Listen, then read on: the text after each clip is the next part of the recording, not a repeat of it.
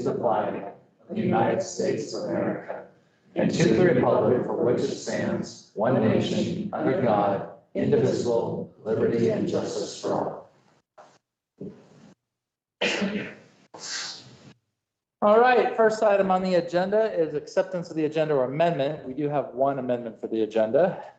Councilman. Mr. Mayor, I'd like to propose that we amend the agenda to add an and personnel to the executive session, so not just real estate, but also personnel. Outside of that, I would make that motion. I'll second. Okay, it's been moved by Councilman Swafford to accept the agenda as published, but amended by adding an executive session to include also personnel. Seconded by Councilwoman Boyce. Any further discussion? Hearing none. All those in favor, please say aye. Aye. Aye. Those opposed? Motion carries 4-0. Next motion, go for it. I move that we approve allowing Councilman Casiba to attend virtually. You had your camera out, so we forgot about it. I'm here. Hey, oh, you look comfy. Man, we should have council meetings like that all the time. Okay, there's a motion. Is there a second? Okay, moved by Councilwoman Boyce, second by Councilman Swafford, to allow Councilman Casiba to participate electronically in tonight's council meeting. All those in favor, please say aye. Aye. Those opposed? Motion carries 4-0. Yay, you're in.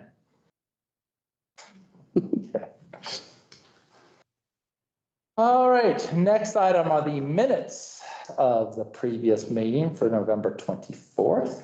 I move that we approve the minutes of the November 24, 2025 regular town council meeting. Second that. Moved by Councilwoman Boyce, second by Councilman Loftus to approve the minutes of November 24, 2025. Any discussion? Hearing none. All those in favor, please say aye. Aye. Those opposed? Motion carries 5-0. Okay, great. Next item are citizen and council concerns. Citizen Hannah? That sounds good. That's right, yeah. Citizen Hannah, please tell us. This is just about the extension on my lovely cozy living environment, the RV. I wanted to bring the spreadsheet, but I'm gonna have to date it before I can get it here, so I apologize in advance. Feel like the kid who's done get their homework. But that being said, what we spent money on really was winterizing the RV. I don't want to give you exacts because I don't have a spreadsheet to present to you, so I'll just give you estimates. We got a wood burning stove in there that is RV manufactured with all of its safety precautions in place, to include not being one of those people that put hay under the RV, because I understand fire is a major concern in being somewhere. So we've fixed the fencing on my mom's side of the property, so fire can get in if becoming necessary for some reason. But that being said, we've done blue board. We basically have based the RV the way you would with a single wide trailer to avoid concerns of fire, because I understand that being probably the main concern when you're approaching. And then I made my husband do all of the work to make sure that plumbing is available with the colder season. So we've been keeping it comfy 60 in the RV. So it's just to extend it out while we work on the inside of my mom's residence.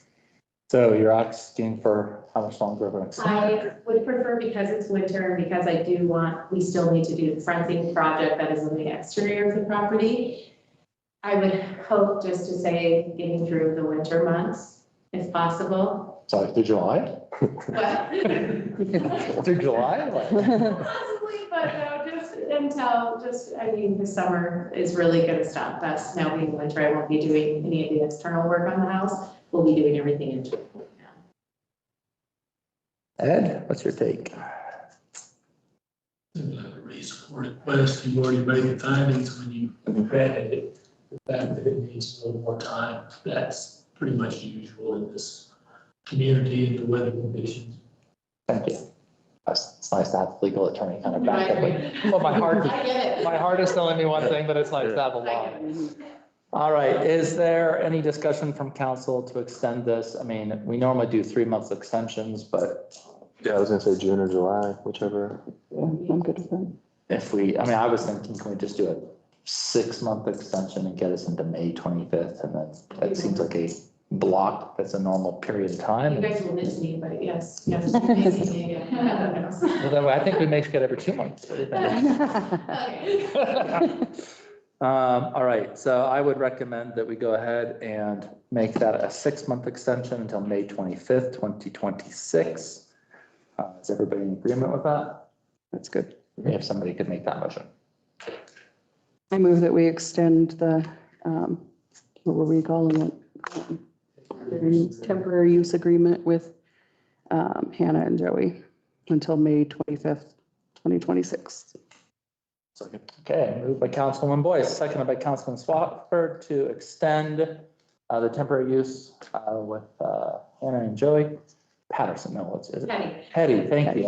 Yeah, It's not Patterson. I know, Until that's the only part I could think of, so I don't know first name. May 25th, 2026. Any further discussion? Hearing none. All those in favor, please say aye. Aye. Those opposed? Motion carries 5-0. Okay, great. So we're not going to see you until May, or maybe not. You But stop might by. even you just come and say, Josh. She did offer to give the monthly report from the sheriff's. know. Gee. It was recommended. I'm told here. The old voluntold. Yeah. That would be great. Okay. All right, thank you, Hannah. Say hi to Joey.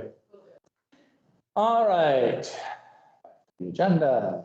Any other citizen concerns? Council concerns? Oh.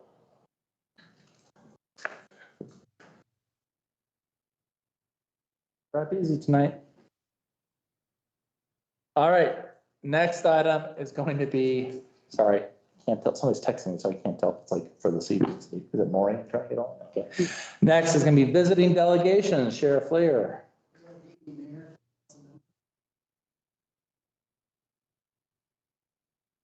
Seeing Max. Oh, So you have the report in front of you for also service are down. And it did tell me to mention that investigations are up. She's very busy with felony cases.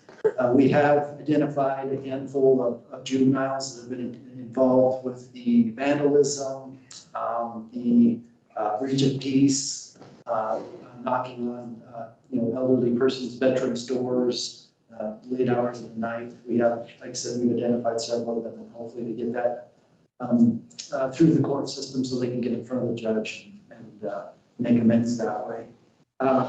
The Christmas parade went very well. Thank you again to the town for all the help with the road closures and everything else. And other than that, I mean, it's been a short time since I was here last. So if you have any questions, I'll entertain those. I love seeing the fire. Did everybody see the parade? I mean, the fire engine, that was pretty cool. Kevin makes a really good Santa Claus.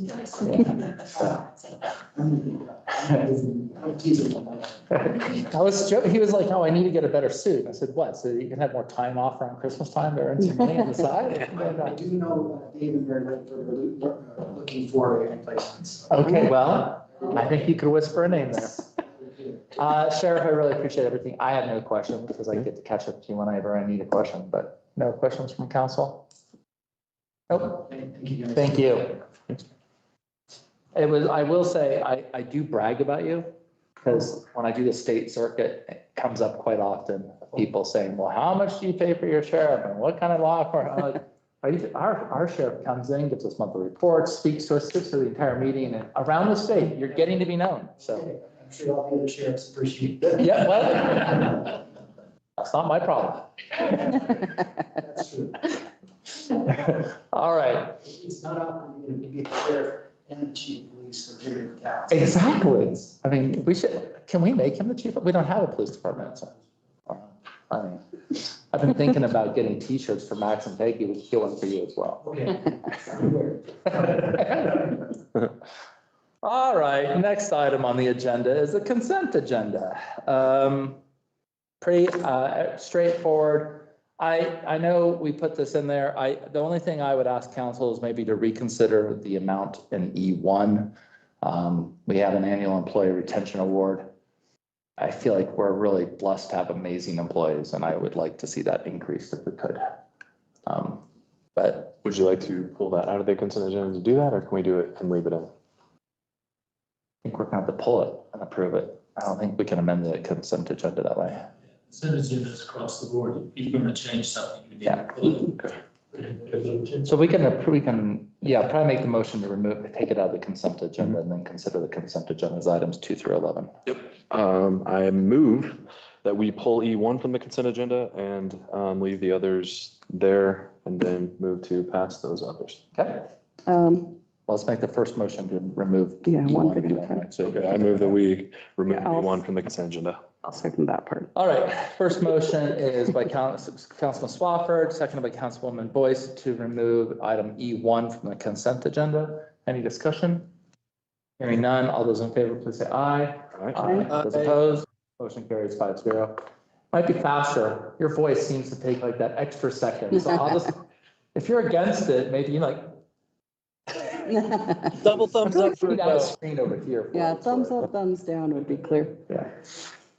Then we're gonna feel like we're kind of like in the like Roman times, but all right. So the next item is going to be the consent agenda itself, items 2 through 11. Are there any questions on any items in the consent agenda? If not, I have questions on two of the Okay. items. go for it. On E3, the microbiology laboratory errors and emissions paperwork looks outdated, what we have in here maybe. It's got the wrong staff members listed and, She did say those would be changed. okay, and is the time period, it says retroactive to 2020, is that, That is how long we've had that policy. okay. Okay, so that was my question there. And then under E9, the airport gate repair, I just want to verify we're paying for it and then the person who damaged it is reimbursing. That is correct. Okay. That was my first question. Yeah. So it's $3,500 because a particular person ran into the gate, but they came forward. Did they come forward or did, okay. I think it says it. Really respectful about it. We didn't have to chase them down, they came. We won't say who they were. All right, so other than that, you're good? Yeah, I'm good. Can I have a motion to approve the consent agenda? I move to approve the consent agenda items E2 through E11. Okay. Moved by Councilwoman Boyce, second by Councilman Loftus to approve the consent agenda items 2 through 11 as published. All those in favor, please say aye. Aye. Those opposed, motion carries 5-0. Thank you, Councilman. That was clear. All right, we're gonna go ahead and treat item E1 just because it's directly in. Any suggestions on what to do on that amount? I propose that we double them. Okay, I agree. Would you like to make that motion then? If we are all good for that, then okay. I move that we approve, I move that we approve the annual employee retention awards in the amount of 500, 150 or excuse me, 500, 300 and 100, doubling the total amount from 4,700 to 9,400 if my math holds, to be awarded on December 1st. I'll second. Moved by Councilman Swafford, seconded by Councilman Loftus to approve the annual employee retention awards for a total amount of $9,400. I don't have that 500. All those in favor, please say aye. Aye. Those opposed, motion carries 5-0. Oh, you didn't have this part? Is that what you meant? Yeah, I did. I couldn't find it, so Oh, okay. I figured you made the motion and got recorded. Amy's got it. in front of her. We're good. All right.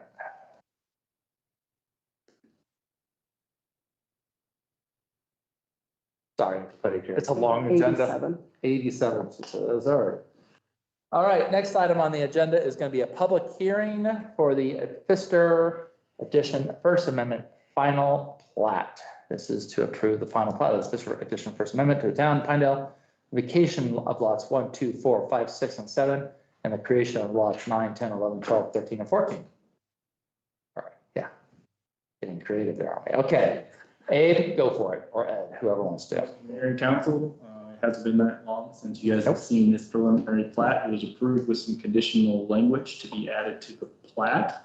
That language has been added in notes 11 and note 12 of the plat. I've reviewed it. It's went out to staff review to the town engineer, surveyor, town attorney, et cetera, and there are no negative comments. In my opinion, this meets the intention of the original motion made in approval of preliminary plat, and I would recommend approval.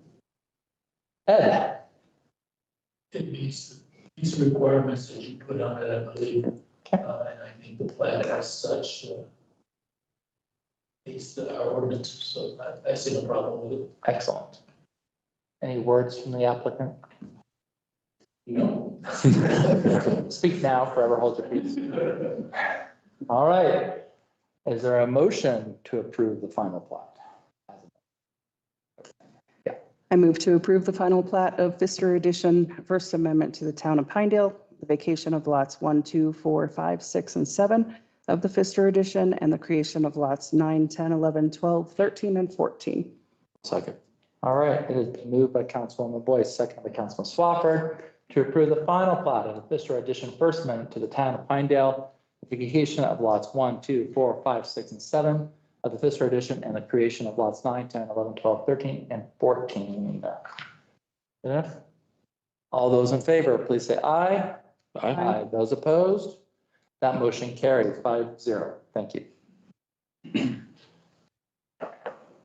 Gotta say, that's gotta be one of the shortest public hearings we've had. Thank you for coming. Come again sometime. He's like a man.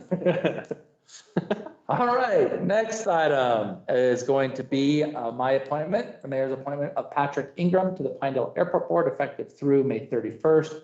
He will be finishing Bill Meekum's seat, who has resigned. So they're normal 3-year terms. So he's gonna just finish that out. Is there any discussion or motion? He's not there. Mr. Mayor, I'd just like to chime in as the town representative on the airport board. I think this Mr. Ingram is a great candidate for the airport board. He did join us at our last meeting, and I think he'll be a great addition to the board. So from my end, I'm very much in support of this nomination and happy to make that motion as well. Thank you. Duly noted. Second. Moved by Councilman Kosiba, second by Councilman Swafford, to approve the mayor's appointment of Patrick Ingram to the Pinedale Airport Board to finish his term effective through May 31st, 2028. I will note that Patrick isn't actually a pilot. It has a plane as well. So that's always nice. So any discussion? Hearing none. All those in favor, please say aye. Aye. Aye. Those opposed? Motion carries 5-0. All right, next item is the Pronghorn Crossing variance affidavit. David? Abe, Ed?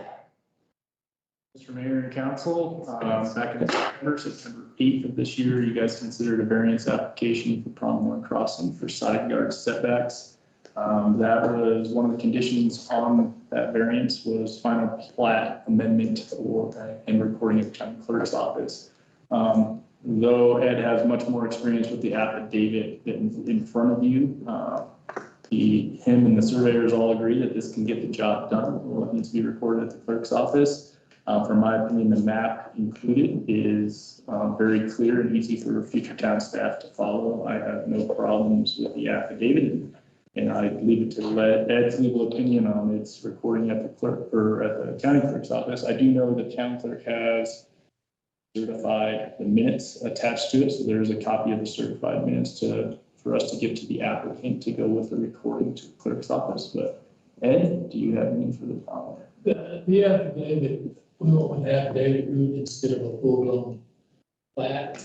The affidavit serves the purpose of making your variance and the changes in the setbacks public record, which is the baseline we need. So that people know that when they're buying it, they know what the situation is. All the owners of the properties have signed on to the affidavit. They confirm that the new side setbacks are correct. The applicant provided a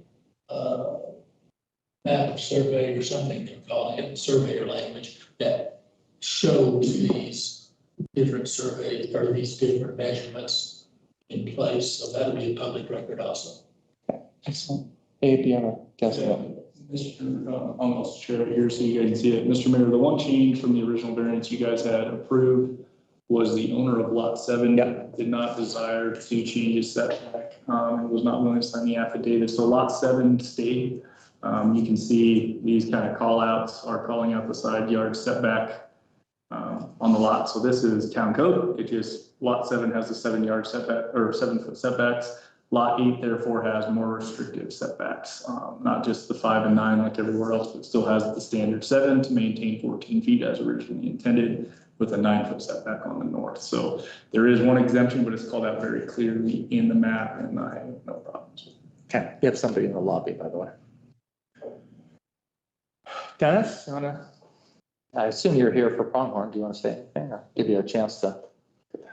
No, yes, I am here representing Morris Family Homes and Parliament Association. We worked through this, I worked through this with Ed and Abe. We worked around lot 7 after they changed their mind and didn't want to change anything. Put further restrictions on lot 8, and all of this will be shown on those maps, and we'll move forward from there. So we have to answer any questions, but no, this is laid out very well. So. Okay, great. All right. Is there, if everybody's in agreement, I'll entertain a motion. I move that we approve an affidavit to be filed with the county clerk's office documenting setback requirements of the amended Pronghorn Crossing subdivision of Block 6 of the Bloomfield addition to the town of Pinedale to complete conditions of the variance approval for side yard setbacks within the subdivision approved at the regular town council meeting held September 8th, 2025. Seconded. All right, moved by Councilwoman Boyce, seconded by Councilman Loftus to approve an affidavit to be filed at the county clerk's office documenting setback requirements of the amended Pronghorn Crossing subdivision of Block 6 of the Bloomfield addition to the town of Pinedale to complete conditions of the variance approval for side yard setbacks within the subdivision approved at the regular town council meeting held September 8th, 2025. I'd say it clearly for the recording device here. All those in favor, please say aye. Aye. Aye. Those opposed? Motion carries 5-0. Excellent. All right. There you go. Yep, no, thank you. All right. Next item is going to be the Pinedale Airport Hangar Project, our CMAR contract amendment number 1. I think just so the council is aware, CMAR contracts operate a little bit differently. So you will probably see a series of us constantly making amendments. That is very normal for this process. As we're moving forward, but that doesn't mean this was actually part of the plan, right? Abe, I'll let you go and you can go ahead and present the team as well. Mr. Mayor and council, I'll do my best. This is my first time through CMAR, but thankfully there's much smarter people than I in the room, including our Q&D construction team. Both Sean and Mason are here in the room and can walk you guys through this better than I can. And Wes is online as well. So we did get Q&D construction under contract at our last town council meeting, and they've presented this schedule that's included in your packet. And in fact, this is a revised schedule based on some deliverables that kind of where we're at today. The first step in this is getting a good partner for a pre-engineered manufactured building. PEMB is what it's referred to in your packet. Q&D construction went out, and I think they solicited quotes from 5 different suppliers and erectors to be that partner on the red iron structure. In a typical design bid build project, we wouldn't even see this end of it if we had hired Q&D. They would have done their solicitation privately, whatever markup was part of it, whatever they wanted to do, whoever they wanted to work with, we would never see that. Because we're doing it through a CMAR contract, we see who they solicited for those bids. That bid package is in your guys' packet. And they've made a recommendation to go with an allied steel partner. That building cost and erection came in, the estimates are right around 1.5 million. To get that partner on board, we need to amend the contract for the design portion of that, which is $70,000 for allied steel. That's for all their structural engineering and snow loads and design of that red iron structure. It leaves an off-ramp for the town of Pinedale. We will own this design at the end of this portion, and we're not signing on for the whole $1.5 million structure at this point in time. And so by amending this, you'll see that your contract amendment is for Allied Steel's engineering design plus the 7% markup that was in our Q&D construction contract. And so it's a very clean amendment. It'd be my recommendation if we move forward. However, I would like to turn the floor over to Q&D construction, who can provide any mistakes I made in that announcement. They can clean up and make sure it's right. And you can introduce yourself. I think you nailed it. That was very well said. Jason Marino, I'm the pre-construction manager for Q&D Construction. Here with Sean Kay, he's one of my pre-construction engineers. We're up here this week, testing the market, getting in front of subcontractors, starting to get everybody really excited about the project. So day one, a little slow, but tomorrow we're booked up from 8 till 5:30 at night. So back to back. So I think it's going to be a good test of the market, a good first trip out here. So yeah, like Abe said, we went out to 5 P&B manufacturers. They handled the design and the actual manufacturing of said P&B. It was actually a very good response. We got everybody back. You'll see we provided all backup with that. I told you in our interview you'd get really tired of my spreadsheets and my numbers. So this is kind of your first blush at one of those. So if you have any questions, please feel free to ask. But yeah, like Abe mentioned, that off ramp is critically important in the event that steel prices get wonky. I'm a little bit of a nerd when it comes to steel, so I check the indexes every day so we can make sure we're keeping them in between the navigational beacons as we move forward. So pretty straightforward. Great. Council, any questions for Mr. Marino or? I do have a question. Yes. So I noticed that you went with Allied Steel and that their contract says their quote's good for 5 days, which I'm sure we're past that at this point even. What happens if that one goes way up and the others would stick with the price they have? Can you switch or?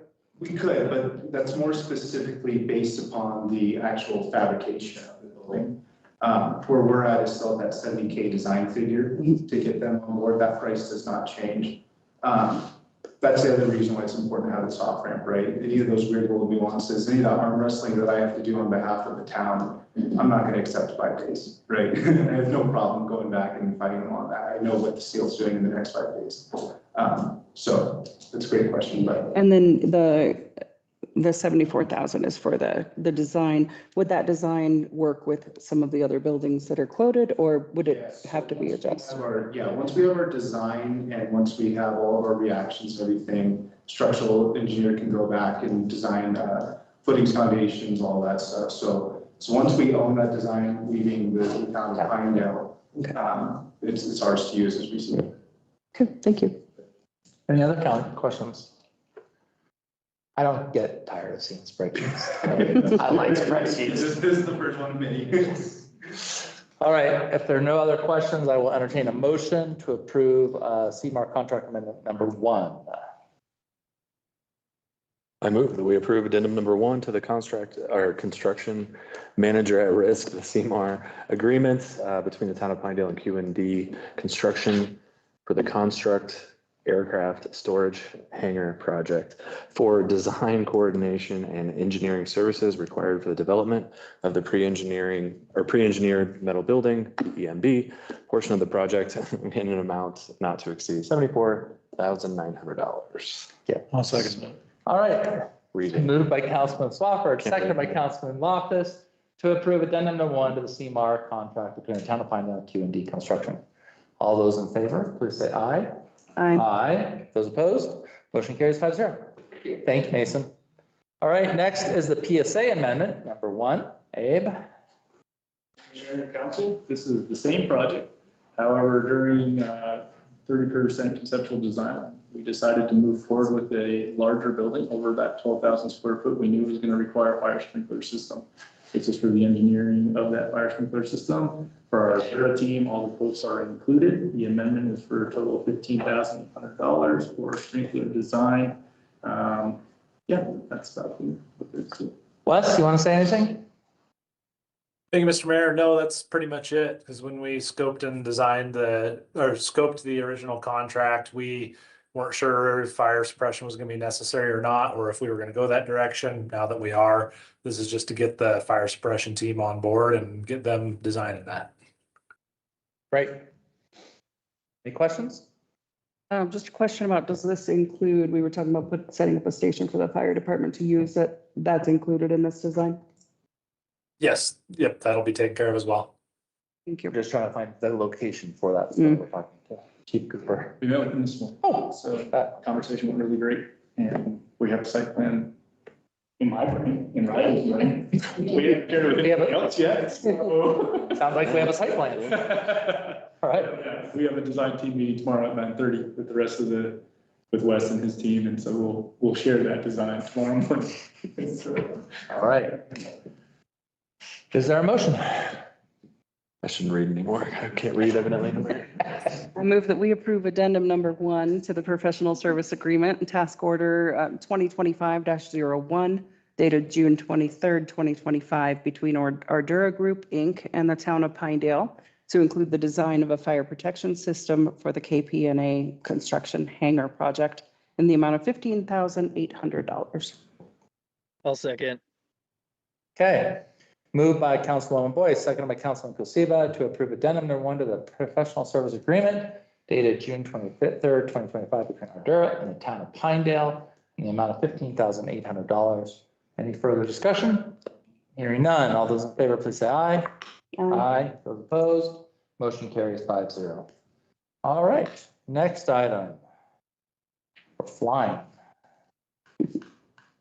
G5, right? Mhm. This is the payment of the Fremont Lake Water Users Agreement. We have to pay a certain fee for a accounting system that's going to be done by Rio Verde. At present, the town of Pinedale has 60% roughly of the storage rights in there, and so we are wanting to approve our portion so that Rio Verde can be certain that we will pay our bill when the time comes. If you have questions, happy to answer them. Great. Is there a motion? Oh, actually, I did have a question. Nope, you passed it. Sorry. I asked. Well, I had to look at my notes. So on let me look at what page here. It's on 149. It's the first page of the contract, the third whereas from the bottom. It says whereas the current U.S. Forest Service special use authorization issued to Highland will expire on June 30th, 2024. Should that be expired on rather than will expire on? Does it matter? It just, to me, it looked like either this is like an older contract or it's incorrect, or maybe we have the wrong date or something. I'll let you explain. Oh. Sorry, Abe. Explain that. I could, but I can't. So we've been at this amendment to this agreement for over 2 years. It's been a process. We're almost there. I think we're almost there. Hopefully by June. More optimistic than I am. No, this came to light several years ago, that the U.S. Forest Service would be charging for actual land use on the Bridger Teton for all reservoirs. So it's the inundated area of the reservoir from dead pool to live pool. And the cost went from about $100 a year to $18,000 a year with the U.S. Forest Service. However, the U.S. Forest Service has never enforced their permit. They were going to renew the permit. The permit expired on June 30th, and when they renewed it, the new fees would take place. That hasn't happened yet, so that's why the language exists. I don't disagree with you that we should probably maybe change the language in this agreement a little bit. To my knowledge, the Highland is operating, Forest Service has not acquired a renewal or extension. They're just kind of operating in this gray area until this is hammered out and until the U.S. Forest Service decides what they're doing with not just Fremont Lakes permit, but New Fork Lakes permit and Jackson Lakes permit and all these permits that exist on that within the U.S. Forest Service land. So that's why it is the way it is. It talked about going to a reservoir company 2 years ago, maybe 3 years ago at this point in time. However, the Highland under this original agreement is the, I guess, dam keeper is how it's defined, and they are reluctant to give that up. They would like to operate within the framework that exists between the town of Pinedale and agreed between the town of Pinedale and the Highland Irrigation District and other users back in, I'll screw up the date, but 1991 or whatever the date of that last agreement was. So this amendment has been taking time. We have requested certain changes be made to the amendment. We have a meeting tomorrow to discuss those changes. Mr. Mayor Murdoch is leading the charge on those amendments. So how was that? Was that okay? That was excellent. Okay. You have somebody in the lobby again. Oh. The only other thing I would point out is that on the paperwork for the county, Carrie Long is listed, and that needs to be updated.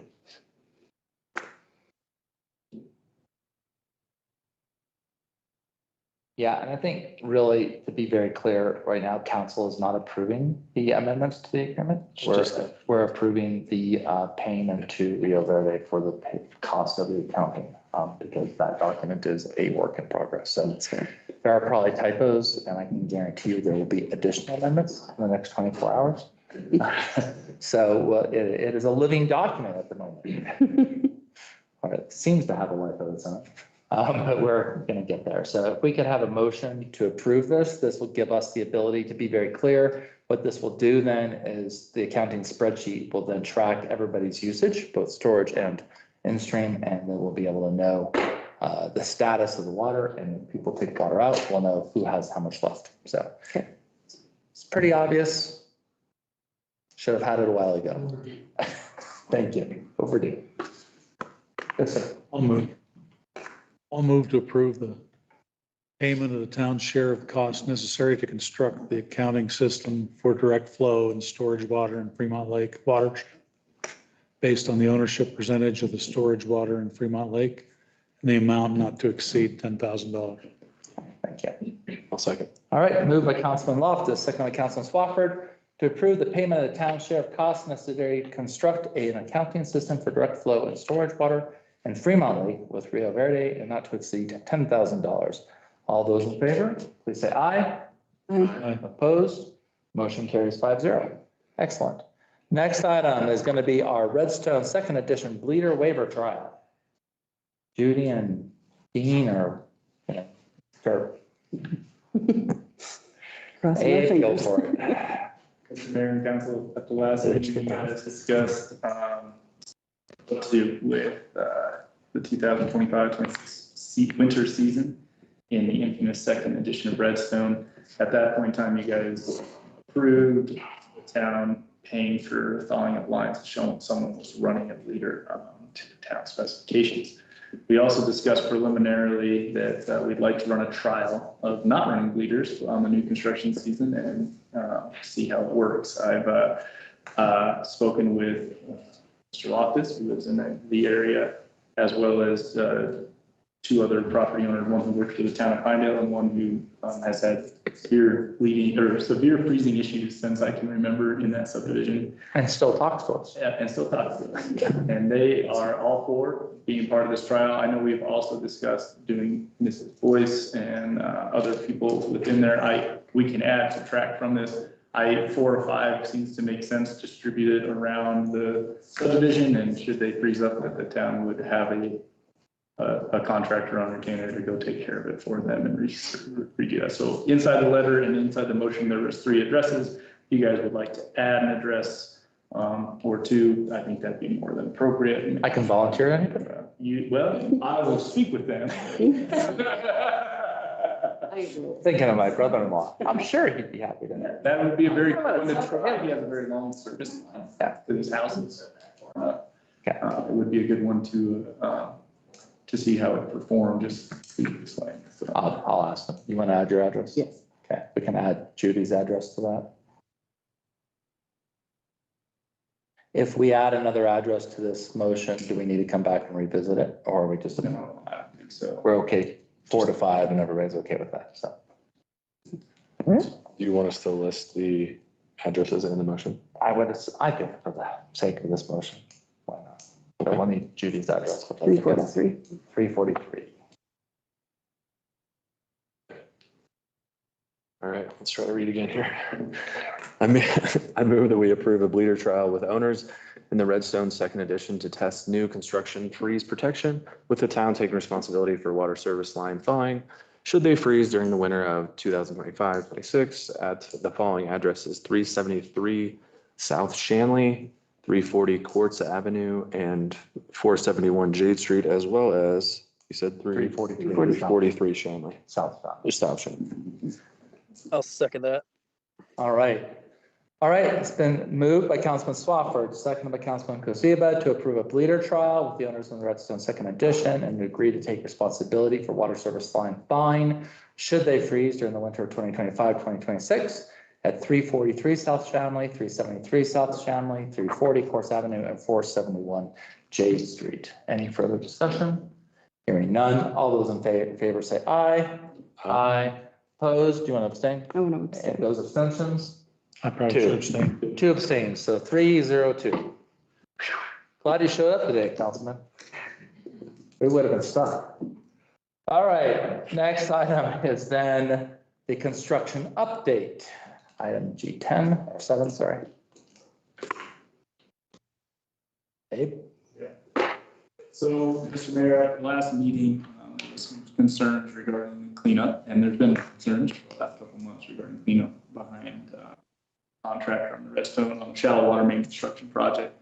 I went out there with our engineer, Ian Plaza, and we went, walked the entire project again.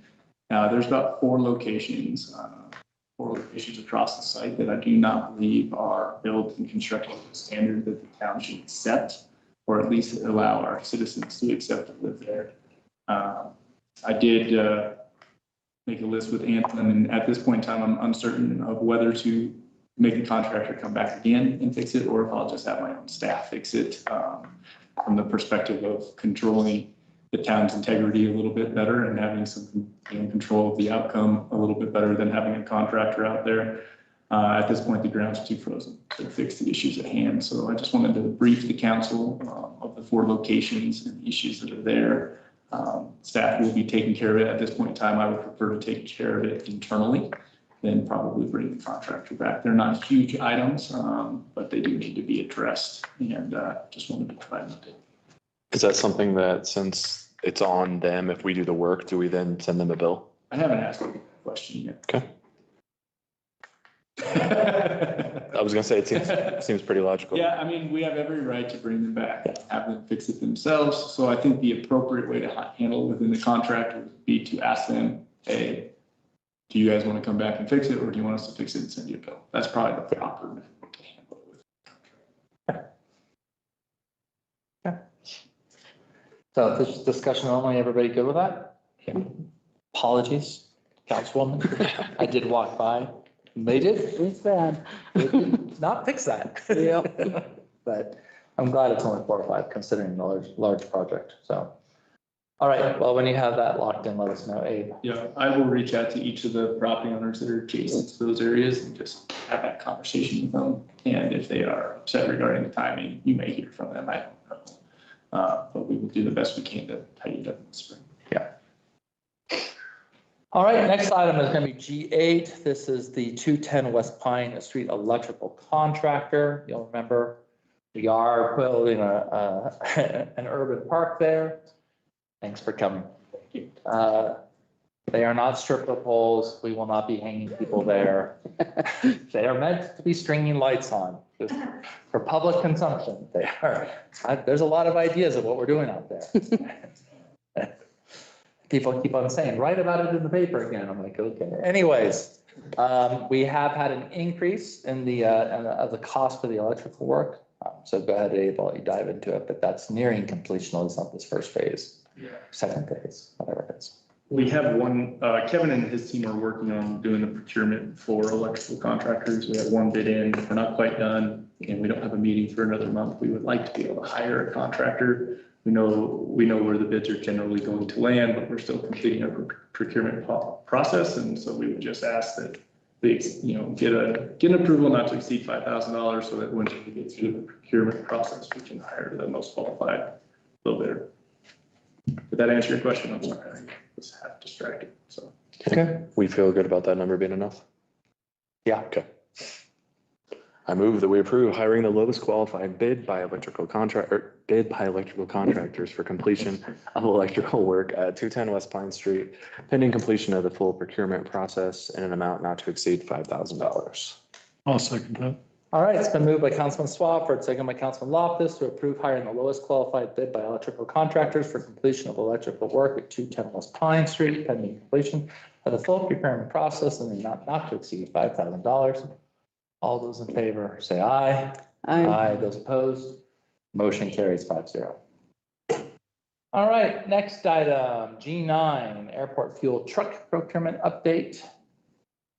Riley, I feel like you should talk on this one. I'll jump into that. So Mr. Mayor and Council, earlier in the month of, I guess it's December now, so in the month of November, Kevin mentioned mine, traveled to sunny San Diego, California for almost a whole day. About, I think it was about 18 hours total. Really pleasant.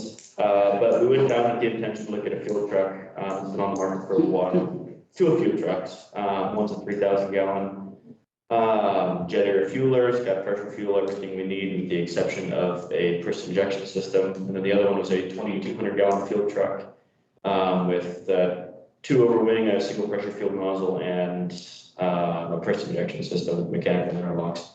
We went down originally anticipating these trucks to be in a little bit better condition than I would say they currently are. Right now, they're listed at 15,000. The shipping to get each of the trucks up here, we'd only be purchasing a single truck, obviously.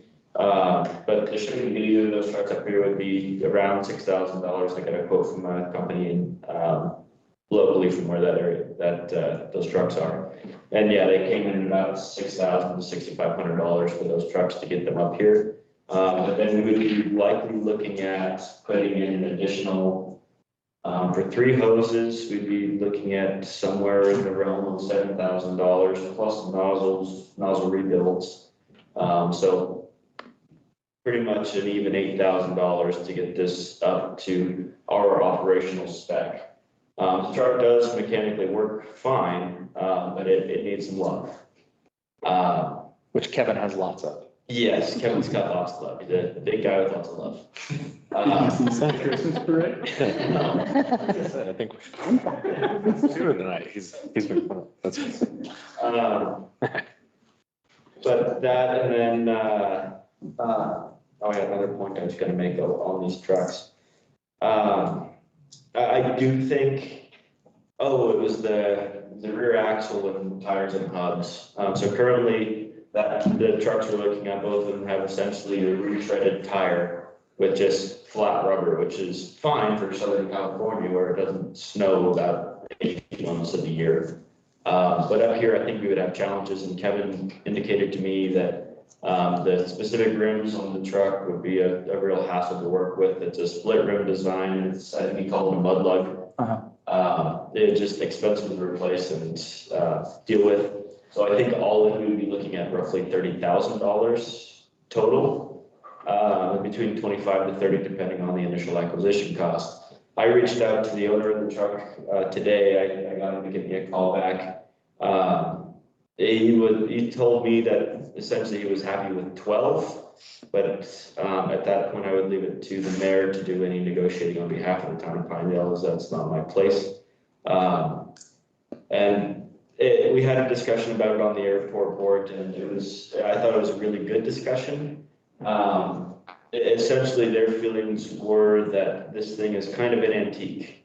Sometimes it makes sense to buy a restored antique. Sometimes it makes sense to put the time and energy and money into making it a restored antique. This is a 1989 model, so it's 11 years older than I am, or 12. You just made everyone else. You just made everyone else. Broke HR policy there. Dave, you have another guest on the line. I don't think it's necessarily a bad idea. I mean, obviously, if we lose our fuel truck, or if we have an engine catastrophic failure or something like that in the month of July, it's entirely possible that we more than pay off that entire fuel truck purchase within a month of selling fuel. On the other hand, if we don't have a breakdown, it sits there, we use it to fuel helicopters, and we keep moving fuel through it, but it's not actively making or fixing everything. I go back and forth on my direction on this. I think in the long run, it is an absolute necessity that the airport has a redundant fuel system. It just is a matter of if this is the right one. So the last time we had a breakdown on our fuel truck, how long were we out of service? We had a breakdown this spring, and I believe we were down about 2 weeks. And then the one previous to that was about 90 days. And when that happens, how much fuel did we lose in sales? In the month of October alone, on the first breakdown, we lost about 10,000 gallons of fuel until we could get the loaner from Fuel, and then we could fill back in. But assuming weren't able to get that loaner from Matthew, we would have been looking at probably the 30 or 40,000 gallon range. Probably a little lower than that, probably 28, 29, somewhere in there. What's on the cost of a new refueler? A new 5,000 gallon refueler, which is the same size we currently have, you're looking at about $450,000. For a 2,200 gallon refueler, somewhere in the 250 to 300 range. So if we could get this all in for 30 or even 40,000. It's still a screaming deal by many measures. It's just a backup. Our fuel truck is a good fuel truck. Yeah, I'm just asking the question because we as staff and mayor have been talking about this, and this is obviously why we're considering it, because it is my opinion, having the backup is worthwhile, even if it just sits there. We used to have it because, or you might get busy next summer, or something can happen and you need 2 fuel trucks running around. But my take was, yes, Kevin could love on it. It's a vehicle he'd probably fix if he had to. And actually being a 1989 is not that old, just for put it in perspective. I'm just sitting in this room. I feel like that was just, a few days ago. And 1989 and antique in the conversation. I felt the antique comment heavier. I was moving over there, but anyhow, no, it's okay. You're not wrong. It's fine. It's your youth speaking. We understand. Anyhow, council, do you have any questions or opinion on this? What's the year of the current truck? The current truck is a 2001 Bosserman. It's an international. It's got BT44. I don't know. Kevin would know better than me. He had to fix the thing. Mr. Mayor. Is it the one we purchased from Emblem Aviation? Yes, sir. Okay. Councilman? I think the airport board was unanimous in agreement that we need some replication. We need a backup on our fuel truck. I think that was a unanimous understanding. I think Mr. Wilson put it well. There was some concern about this particular vehicle being the right one, just based on the adjustments that need to be made, recognizing that Mr. Mitchell and Mr. Yannick, or Yaney, sorry, wrong Kurt, have the ability to fix this up. And so one of the questions that we posed not only to Riley, but was a question maybe for Ed and for you, Mr. Mayor, was it sounded like there was the ability to in advance lease a fuel truck from Av Fuel. So it's not the thing breaks down and then we're on the wait list to lease. So it sounded like that was a potential option based on what Riley said. And then the other question that we had was, is it possible, since this would likely be a sole source, could we do something similar to what we did in a previous motion where the council is authorizing, a purchase up to X amount and then give town staff and the mayor authority to negotiate outside of the council, so that there is still, I know time is of the essence, and Riley was very clear with that. Summer will be on us sooner than later. But if we can engineer a little bit of extra time so that Kevin and Riley, if something pops up on the market, sounds like there was a great truck that was in Green Bay that, disappeared off the market pretty quick. Do we cross our fingers and hope that happens again? This current vehicle has been sitting there for a while. That may still be the case. So there was just a lot of concern from us that, yes, we can buy this. Yes, we can spend $30,000. Yes, Kevin and Kurt can certainly do the work to make it workable. But is it the right investment for us to buy this very, very, very old 1989 vehicle that does need a lot? Great years. I just want to point out, the 80s were great years, so I just. Classic. So just context from the board, we definitely support the decision to get that duplication on the fuel truck. We were just concerned about this particular vehicle being the right one, given given the challenges and the repairs that need to be made. So Riley, how much was the fuel truck in Green Bay? I believe it was listed at 19. 19. If memory serves, and I know I spoke to the gentleman who was selling it, they were talking about selling another one, a little bit smaller refueler, but from what I understand is I don't believe those conversations have progressed at all. So it's unlikely that, I mean, those are sweet deals that come on the market, but they move fast. The problem with fuel trucks is that you never know what's going to hit the market, what's going to leave the market, what's going to come or go. It's hard to say. But yeah, it just kind of depends on who's trying to get rid of older equipment. How old was that one? I think it was in 98. A whippersnapper. So. But it's still -3. So my question would be, are there other options? Like, could we do a trailer instead of a vehicle?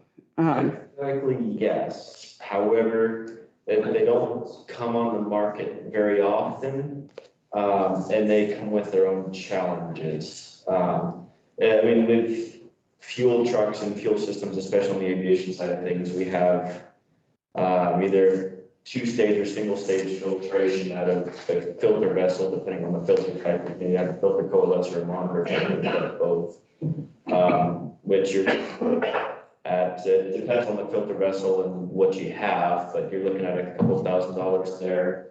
A pricing injection system alone running $3,200. Pump, you got to be capable of producing 35 psi at the minimum to break open the seals of some of those pressure fuel aircraft. Overwing is easy, but and then you got the pump thing. That's the other challenge. It's a possibility, but I believe it would end up being more expensive going that direction, doing a new builds on a trailer.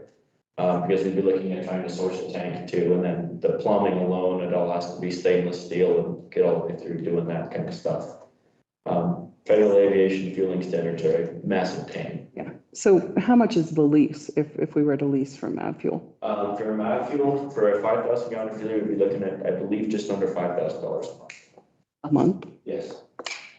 I mean, I agree with Riley that 89 is an antique as far as a truck goes. I've dealt with older trucks and it's just one problem after another. So I'm reluctant to do this one. However. I'm feeling old, though. What? Yeah, go ahead. What is it with 89? I don't know. I don't know. Okay. Go ahead.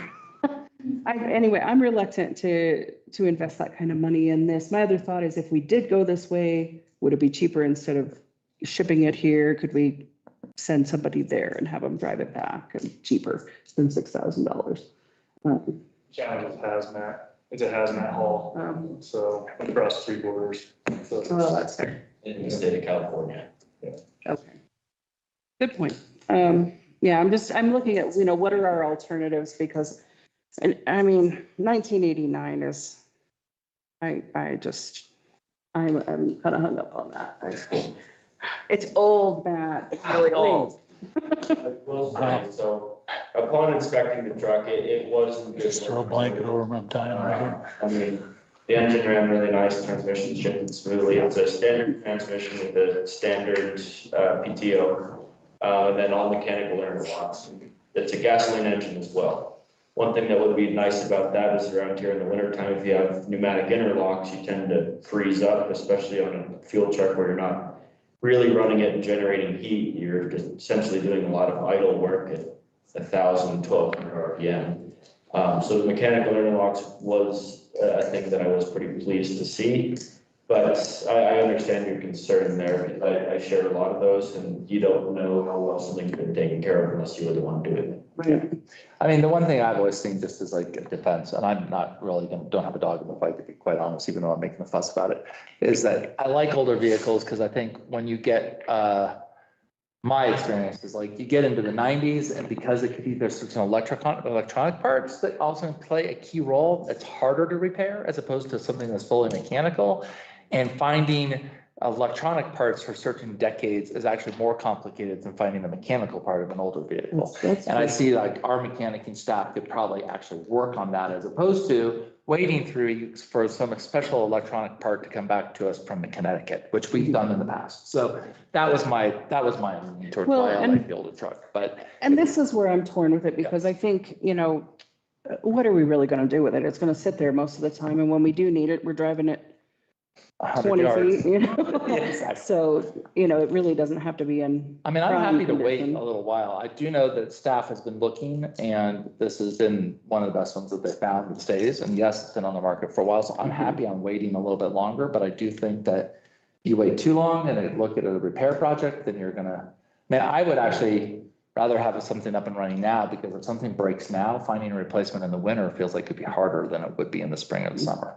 And that's when now we are really shut down at the airport because we can't fuel anybody in the middle of winter. So yes, AvFuel can get us a truck, but it took us a couple of weeks to get the last one. I don't like the wait list there. I feel like there wasn't a wait list and we knew we could get it quickly.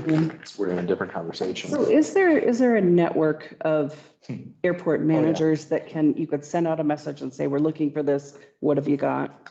That maybe we could try to see if anybody has one that they've been thinking about unloading? Hypothetically, the problem becomes is that while we operate our FBO, that is very different than a lot of other airports. I mean, if talking to just airport managers, they may or may not have anything to do with the FBO. And FBOs are their own fickle beast of a thing. You have corporate chains, it's like gas stations. Just trying to find the right person to talk to can be its own challenge in itself. Yeah, it's a possibility. In the state of Wyoming, we might be able to pull it off, but nationwide, I think it would be a challenge. I know most of the ones around here that we could find something out, but it also has to be, I mean, if they happen to be selling a fuel truck and they haven't advertised it anywhere and it just kind of, I might get rid of this one, we'll see. So it's a possibility that we could entertain, but I don't have a lot of hope in that strategy just because typically when they're trying to get rid of a fuel truck, they move quick. At least the ones that are price reasonable. Okay. Hey, Riley. I should ask this at the airport board meeting, but have you and Kevin been also looking at the General Services Administration auctions? I don't believe so. Okay, I'm looking right now and they don't have any tankers. They do have a Black Hawk helicopter if we want to buy one. But that might be worth given there are so many fuel trucks in the Forest Service and the Park Service. That might be another place if we decide to hold off for a little bit to just keep your eyes out. And this is the time of year where vehicles get shifted or replaced for the upcoming summer season. So it might be, if we do decide to wait a little bit, that might be another place to keep an eye on. Okay. Like I said, I'm fine, we can wait a little while, but how long do we wait? Yeah, we won't have a council meeting for another month. We're not gonna, our next council meeting won't be until January. Yeah, but we're thinking we need this for the summer, right? So I think we need it sooner, frankly, but to have it for the are we summer for a backup concerned is with always what good. we have right now? I mean, is there looming problems with the one we have? No, there is some just routine maintenance needs to be done that has been kind of passed over in the administration before we had ownership in the truck. And it needs some love in some spots. We're starting to get some seepage on some of the reels and just lots of gaskets need to be replaced and all those fuel systems. You gotta replace the O-rings and I'll go through and do nozzles, hoses, and do that once in a while just to keep everything working right. I wonder if it might be more worthwhile to spend the time doing that and making sure the one we have stays running. The challenge with that becomes is, We'll have to be able to source fuel. we won't have a fuel truck. That's true. Okay, I give up. So, I mean, the point being is, I think having a backup at the airport is always the most logical and practical solution as soon as possible. So I think targeting June is too late. But do we have to have it necessarily by February? Not necessarily, but I'm not, like I said, I think we can wait a little bit, but this could go away and now you're looking at a $60,000 truck as opposed to Yeah, but if it's a $10,000. $60,000 truck that's 20 years newer, that's a whole different discussion. Maybe, but I mean, the Green Bay one was 19,000 and a little bit, so. Yeah. It's a hard It market. was, It's a very hard market, to be very clear. There's a lot of classifieds. So I guess my kind of question is, how long would council like to wait before you act on this? Because I feel like you should reach out to them at least and see if they would take a lower offer. But we wouldn't want to do that if council doesn't want to take any action until January. Two questions. One is, didn't you just say $12,000? Yeah, so, It says 15 in here. Is that 12,000? I spoke with him today and he was like, I would take 12 for it. That's what he told me. And like I said, I was very clear with him that I can't do any negotiating on the behalf of the town of Pinedale. But that was the conversation that he and I had, and I told him that I would get a direction from this evening's board meeting if we decided to wait, if we decided to proceed, if we decided to negotiate, whatever we decide to do. And I would get back with him the following day, so I would call schedule with him tomorrow at some point. So my other question would be, if we set this up and gave staff the ability to have an amount like 30,000, 40,000 would be the max, and they could do some shopping and see if there's one better. This one's been sitting a long time. It might still be sitting Yeah, exactly. yeah. long after the New Year's is underway. Chances So are it's not going to sell over Christmas. Let's be honest. I believe it's been on the market since April. Yeah. okay. But yeah, it's very much a possibility. I mean, the problem with airport GSE or transport equipment is that there's no one place to look for them. It's not like, I mean, you have FBO GSE, which is a good resource. But then there's a million other places to look. And I don't know if we've exhausted all of those options. So that's something we can do, is do some additional shopping around. We looked in the obvious places, but now we got to start looking under rocks. Okay. I personally don't mind the amount. I think it makes sense in the redundancy aspect.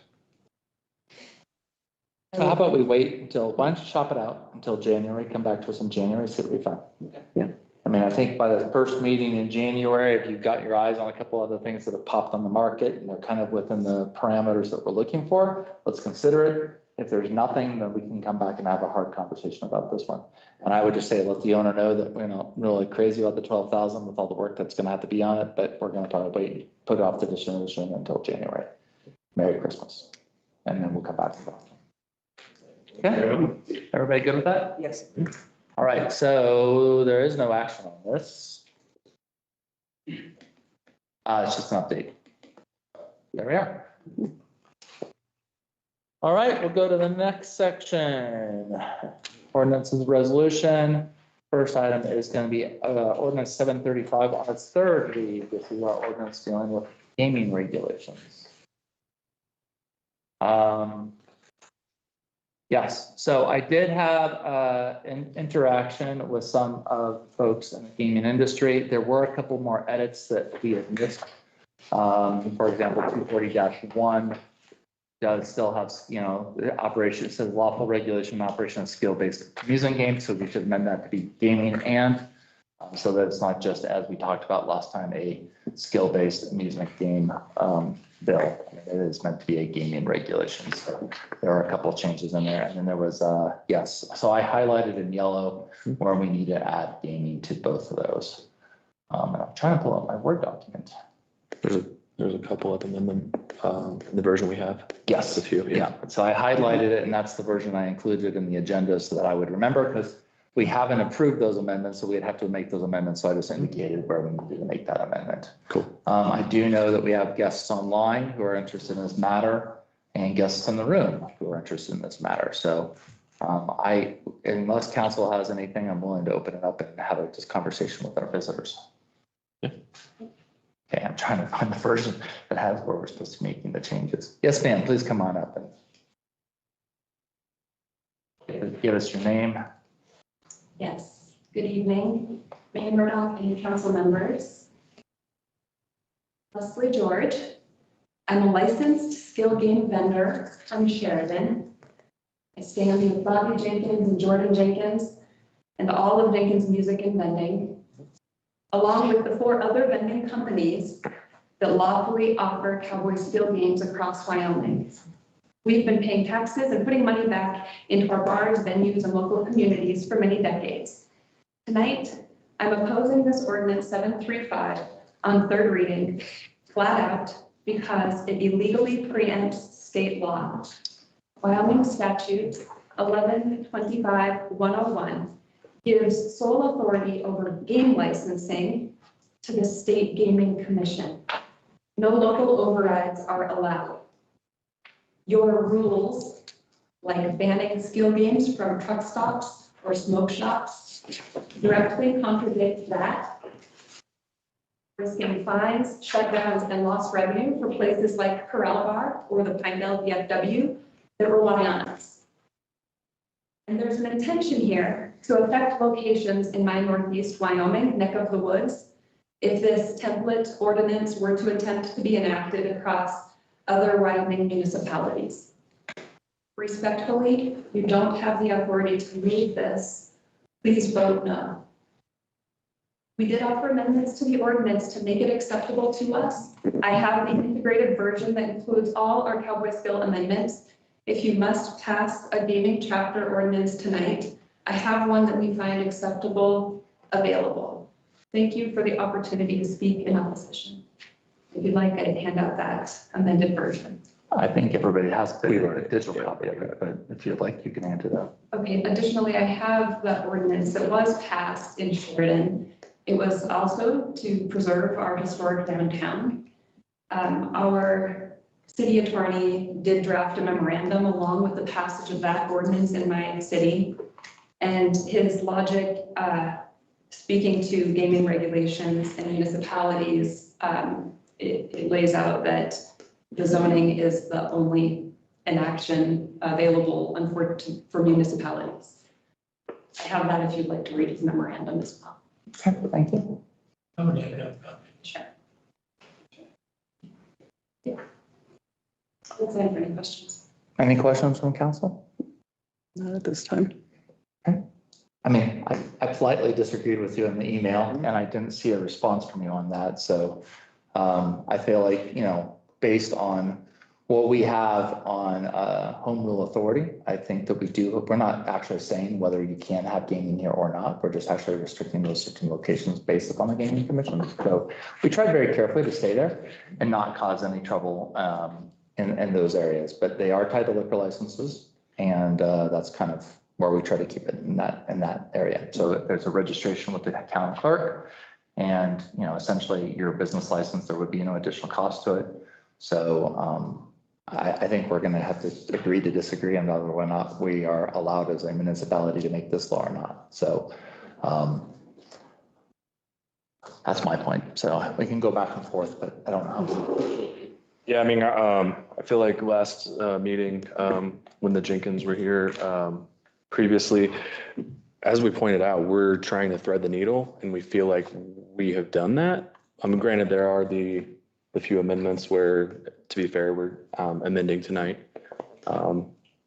Yeah. But this in no way, I mean, I respect that you're coming here all the way from Sheridan, so thank you for that. Sorry. Yeah, good comment. Yeah. But Jenkins are the Jenkins Music and Vending, that's who is here. This does not hurt them in any way. And we made sure that that was the case. Personally, I take part, as everyone knows, and makes jokes about pool all the time. I'm certainly respectful to the industry, but unfortunately, we are only a town of Pinedale and we have to do what's best for the town of Pinedale specifically. Again, we carved out so that it would not hurt a business owner locally. And that is what we expressed in the last meeting. And I think that's what the mayor in his email response also pointed out. And so hopefully you can understand our position in light of that. So. You're welcome to still stand, but I mean, our goal, Mr. Jenkins, and for your operations was to make sure that we were not doing anything that would actually impede you from business. Just trying to make sure it was clear and coming back, because we are seeing, and Ms. George, there is a series of local government preemption bills and ideas. And this is, as I said to Ms. Woodhouse, who's also on the line, is this is one of those areas that I feel like we constitutionally believe that the government that governs closest to the people governs best, and that local authority and local control is where it's at. Our Wyoming State Constitution establishes that. And so we are very careful about that because we don't obviously want to abuse it in any way, hurt any of our businesses, but at the same time, we are trying to protect the culture and try to stay within the lines of our state law, our state constitution, and our local codes say. So, you know, Mr. Jenkins, I'd be feel free to stand. Ms. Church can remain standing if you like, but I'm want to make certain that, you know, I think at our last meeting, we were all agreed that this was okay, and we made those evidences, and you caught a couple of things that and Ms. Woodhouse did as well. But I want to make certain that you're comfortable with this. Yeah, and I appreciate that, Mr. Mayor and Council. So obviously I left here feeling great. You know, there's a bigger picture, there's a bigger scope. This sets a precedent, as we talked about. So there's a legal team and industry team that it does affect us more than it affects HHR, as we all had that talk. We kind of feel, or it's our belief that we're being targeted more than HHR, and we've been the good players, as we stated, for 7 years here.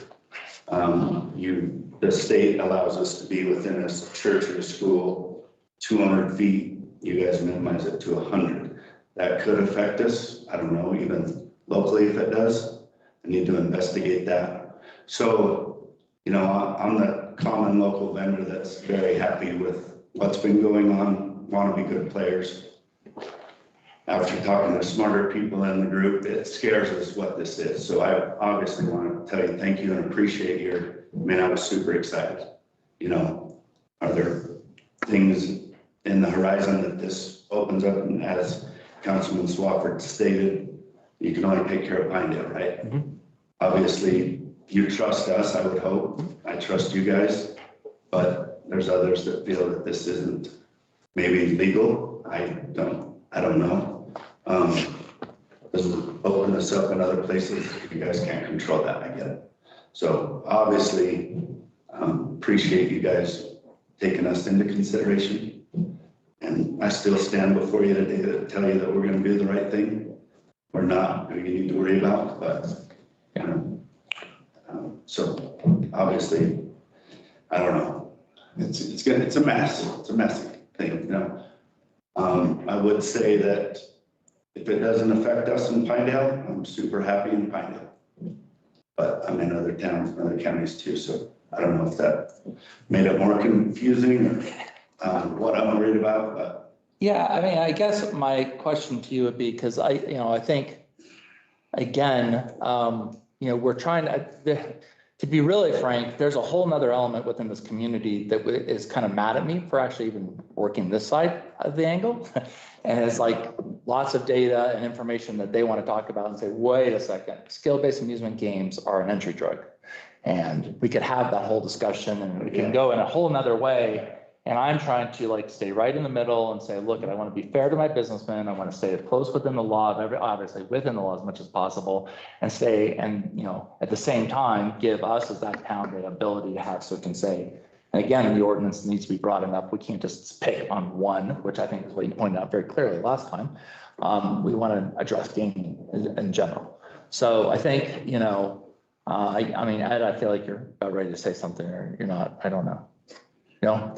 Okay. It looked like you were getting ready to say something. So I guess to be very clear, Mr. Jenkins, at this point, are you withdrawing your support of this ordinance? Yes. Okay. All right. So any other questions for me? I mean, you have anything else you want to say? Yeah, and to state, I believe our values are the same. I think our goals are the same. And I stated that last meeting. I was concerned, I don't know if this is the vehicle to get us there. I mean, I just don't know enough. I don't know enough about the HHR side. I don't know enough about your side. And I don't know enough about, your legal counsel side. but I'm here today opposed against this because in reading it, I feel that we are following the law to the T. And it restricts us more than HHR, which I testified last time. I believe they're maybe the bigger problem. I don't know. But Yeah, I disagree with that in the sense that this actually does do a significant restriction on HHR. It kicks them into a completely different zone, which is, I mean, again, we're not trying to hamper with your business, which we can't hamper with their business because that's governed, to Ms. George's point, by another industry. But we are actually saying they cannot be in C1, they cannot be in C2. That is a much bigger hammer than I think. I guess I'd be very curious. Like, the only thing I've heard you cite that's concrete is that we've said 100 feet from churches. We're happy, you can compromise on that and go for 200 feet or 250 if you wanted to, but I guess Mrs. George's amendments actually gutted the entire ordinance. I mean, quite honestly, as I said in my email, if we were to follow your ordinance, your amendments, there's no point in passing this ordinance because it essentially kills the ordinance, which the whole point of this ordinance is to reestablish and maintain local control over the placement of certain things. And what you're saying is, no, we don't have that authority. We are enabled differently and separately than parimutuel. So if the goal is to regulate parimutuel, you don't have to touch skill games. We're completely separate acts. But you're saying that we're not even able to make laws in regard to you. Yeah, I would seriously disagree with that. So, Ed, do you want to kick in here? Or? Well, we've had this discussion about whether there is complete pre-exemption or whether there's not. And what we arrived at was there's still some for municipal. Which is where we're standing. We're trying very hard to like not come in and say, it's only 2 machines, it's only 1 machine, it's only, because I have people in this community who that's where they would love to go. And so I think, this kind of also goes to a point where, okay, well, we need to table this for this evening and come back in January. We could, I wouldn't recommend it because there are things going on statewide and elsewhere, but you may not be happier with the next version that comes along down the pipe. Because it could be more strict, just based on communications that I've had from different people in this community who actually see some concerns there. And I know that you're operating it fully within the values, so don't take that in any other way. I understand. Yeah. Mr. Mayor and Council, truly. Obviously, as you guys want to run your town, other operators run their route how if they're legalized in smoke shops, they put them there. If they're legalized in grocery stores, we've seen bad operators, in my mind, put them there. Right. But they're not legalized there, are they? I don't think they're allowed to be in smoke shops or allowed to be in. They're allowed to be in smoke shops by our statute, the enabling statute, and truck stops. Okay. Well, we have no truck stops.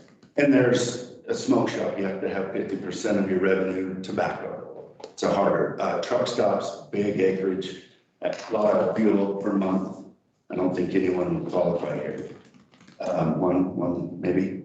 But anyways, I don't have any in truck stops. I don't have any in smoke shops. I'm happy in the bars, but other operators may disagree. So yeah, I appreciate everything you've done to try to help us.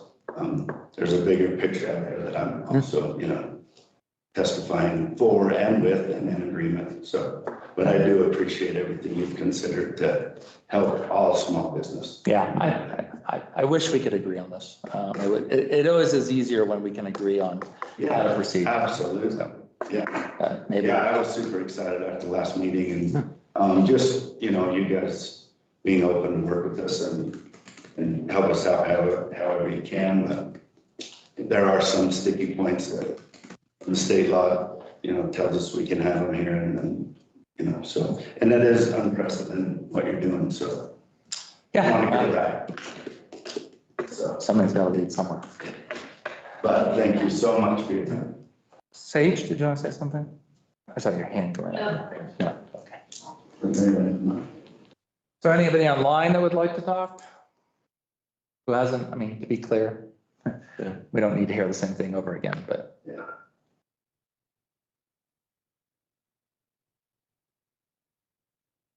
All right, council, I'm gonna look to you. We can either table this and go into a deeper discussion and wait. We can go ahead and go on third read, or you could vote this down on third read. Either is your choice. I will say that I strongly disagree based on my reading and the research that we've done in different other cases. I believe that we have this authority. Suppose if we don't, then it gets settled in court of law and, you know, we figure out if we do or do not, right? And if that's where you would like to go with it, that is your option. And sadly, we live in a day and age where sometimes that's where it has to end up. So if we disagree, then that can be settled that direction. We can find out. I'm not encouraging that, please, to understand. But at the same time, I have done a lot of reading and studying on this, and it just feels that we actually have that constitutional and state authority. So to say otherwise, I would disagree with. Councilwoman, you wanted to say something? Well, my only thought was regarding the distance between that location and churches or schools. I did a quick search, and we don't seem to have anything that limits the distance of bars from churches or schools. And so I don't know that it makes sense to pull this out as although in my search, just a quick cursory look at, we don't have anything that says there has to be a big difference, but it seems like a lot of places it's 300 to 500 instead of our 200 or 250, whatever we have. Pinedale is small. It is. But I also feel like, you know, I don't know how far it is, you know, because we do have several churches that are close to our Main Street location. Yeah, I'm happy to. And I don't want to adversely affect anybody who's currently legally allowed to. I would agree. I agree with that. So I'm happy to change that. I do know, like I said, I do have a growing number of citizens that come to me and said, why are you being so lax on this? I was like, look, we are trying to thread a needle here. We want these businesses to succeed. They are linked already to a liquor license. They're operating. They're good operators. I don't want to sit there and turn this into a witch hunt. Right. So I'm not opposed to what we're trying to do here. That was just the one point that stuck out to me is like, if we don't have a number there for bars, does it make sense to have a number there? We can remove the distance from the church. I'm happy to do that because that is, you know, something that was just added and doesn't have any link. We do have a link of distance for other certain businesses, but not for bars and not for, where is that? I'm sorry. Resort. 245-B. Thank you. 240-5B, sorry. Yes. That's the only spot that I saw in there of that, but I think that's it. Yeah, so happy to strike church. I don't know what you want to do about schools. I don't think that's such a bad thing. I can't think of anything that's near. Well, I don't think we have anything. Yeah, I mean, if they've got to have a liquor license, the schools aren't anywhere near liquor licenses. And to me, if you already have a liquor license and somebody moves a church or school in next door to you, that's on them. Yeah. So I don't think that's going to be an issue. So we would strike church or other place of worship to be very clear. To have it into private school. Yeah.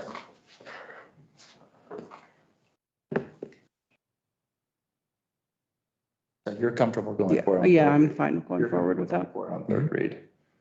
Third. Any other glaring things? Let's say Mr. Jenkins and Ms. George, accepting that we're going to go ahead. Whether you do something after this or not, that's obviously on your side. Are there any other glaring things that would be like detrimental to your business model? Where they're lawfully allowed and So you'll keep in mind that, you know, for example, Pinedale did do an instance where we banned flavored vaping. We didn't ban vaping. We didn't ban the sale of vaping. We just banned the sale of flavored vaping, partially because that's an entry drug for lots of young people who get into it. And so that is an area where we can be more restrictive. And this is an area where we can be more restrictive. We couldn't make the drinking age 19. We could make the drinking age 35. No interest to do that, to be very clear. But although I am clearly past the age of 35 at this point after our conversation with Riley. So anyhow, I think we don't have, as far as I can know, I mean, if there was an instance where somebody was going to come in, they wanted to come back and amend this because there was a business coming in town, these ordinances are living documents. They can be amended. If down the road Pinedale gets bigger, population grows, it makes sense to have a smoke shop. It makes sense to allow it into a smoke shop. That's what laws can be. We can be changing. Right now, I don't think it would impact anybody. And, you know, and to your point, if you were talking to somebody in Sheridan and you had a smokehouse in Sharon, you would just go to the mayor of Sheridan and say, Mr. Mayor, I know the mayor of Pinedale did X, Y, and Z, but we have smoke shops where we actually have gaming already. Please don't include that in your ordinance. And if you need to, you know, happy to jump on the phone and talk to a guy. And that's if, the big if, they even take up a similar type. That's right. Yeah. So any other changes? Councilman Kosiba, anything? I want to make sure you have a voice.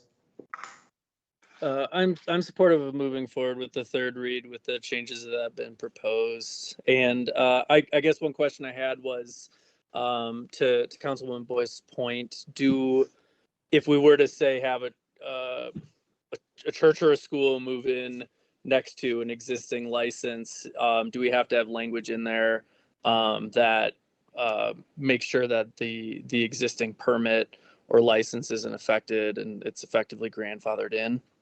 So what we're proposing, Councilman, is actually in 240-5B, is we would strike church or other place of worship. So it would just say no skill-based amusement game, and it should say gaming. But this is for the gaming. We can add that if we need to. And any premises located, because gaming, to be very clear, is already in light industrial. Yeah. If that makes sense.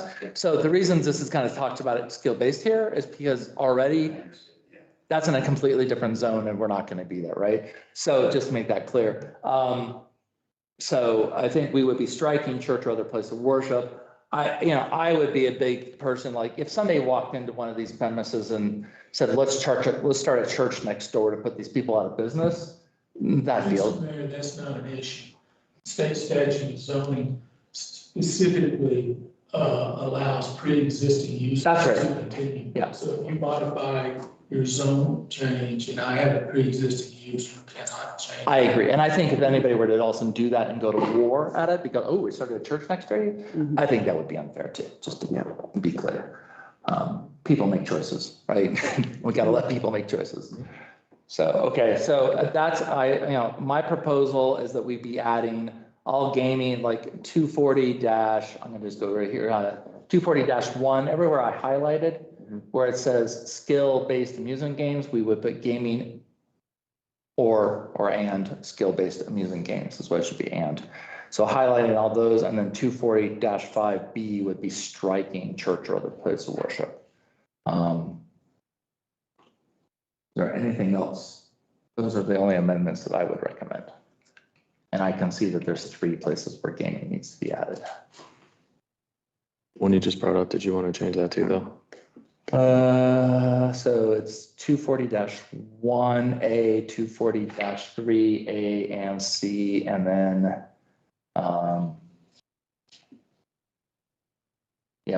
location and zoning restrictions, we have it in 240-6. It talks about parimutuel and simulcast gaming, and that's going to I1.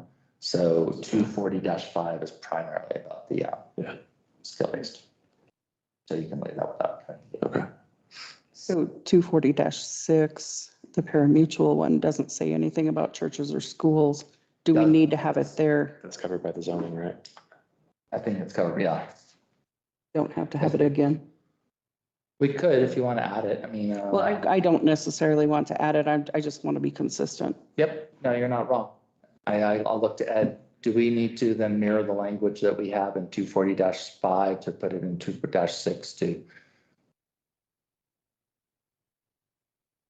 That's what restricts it to, or the parimutuel and simulcast gaming to light industrial. Light industrial. Mhm. And right now, Because everything else was just addressing the, because it's essentially light industrial. Like, I guess you can Well- run a private school out there. light industrial is kind of close to. Yeah, there is a light Bloomfield, industrial so- right in the center of town here, so. Yeah, and well, isn't Bloomfield part of Bloomfield also light Part of- industrial, yeah. which there's a school out there. Yeah. So, I just want to be consistent gentlemen. with whatever we're doing. Thanks for coming. Enjoy your day tomorrow. Always do.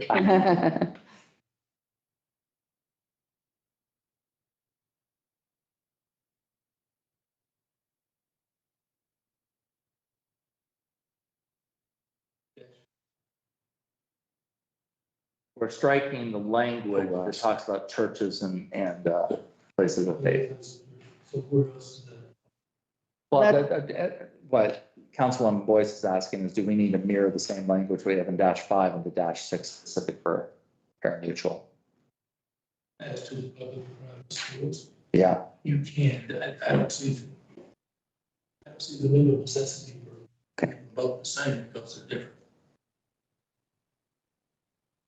Well, I guess my point is if we're limiting the skill-based amusement games, then it seems like the parimutuel ones are the ones that would be, those also need to be limited, right?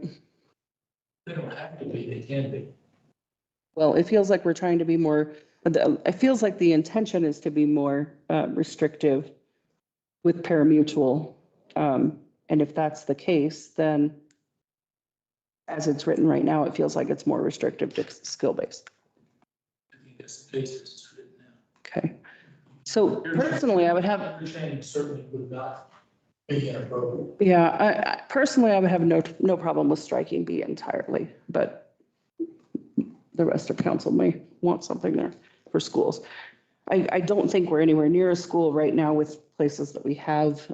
Schools typically are not right on Main Street anyway, so the only thing that would potentially be an issue is if a private school started up somewhere. And again, that would be a for existing use. Right, but not if a new bar comes in and wants to build or something. I don't think we have a problem with it right now, and I don't think where you don't have a limitation on a bar being close to one, I don't know that we need to limit the gaming. Sheriff, you have an opinion on any of this? Just realized you're still sitting there. I do not, Mr. Mayor. I'd ask. And just to be clear, the only material change that will happen to our current establishment is registration by the liquor license holder, checking a box on a form, Right. correct? That's right. They register with the town. And Just want to be super that clear about business that. license, for example, in the future, the business license for that operation that we're Exactly. developing with Blue Blade will include, do you have skill-based amusement games? Yep. And if they do, they'll say, we have 1, we have 4. Just right? like Carrie with the VFW That's last right. time. Exactly. Well, and either way, they go along with a liquor license. Mhm. You can't have anyone under 21 in there, so, And that makes sense because, yeah. Yeah. I don't have a real strong opinion on it. I just thought it's maybe not necessary to have that. Yeah, I mean, the thing for parimutuel is that, it's clearly stating that zoning is not authorization, it's an industrial use. Right. Well, and that's my point is if your intention is to not have it near a school, and we do have light industrial somewhat near the elementary school. but If you want that there, we beyond should. 200 feet though. So. Yeah, it is.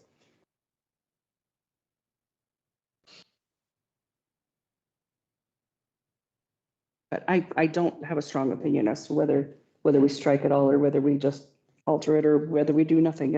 I wanted it to be consistent. I think because I think it's also a conditional use within this as well, so. I've got 4 different documents open, sorry, everybody.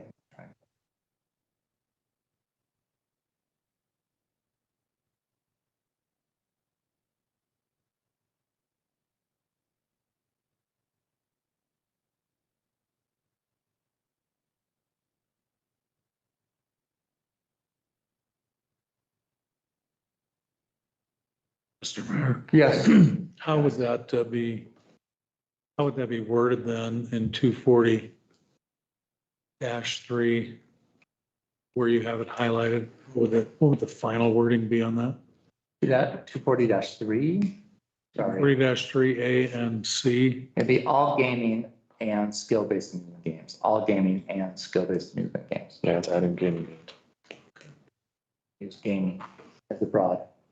Now, the other thing that on the 246, which, now it's approved by conditional use permit. So that's, I think, to that point, that's kind of where I think you're.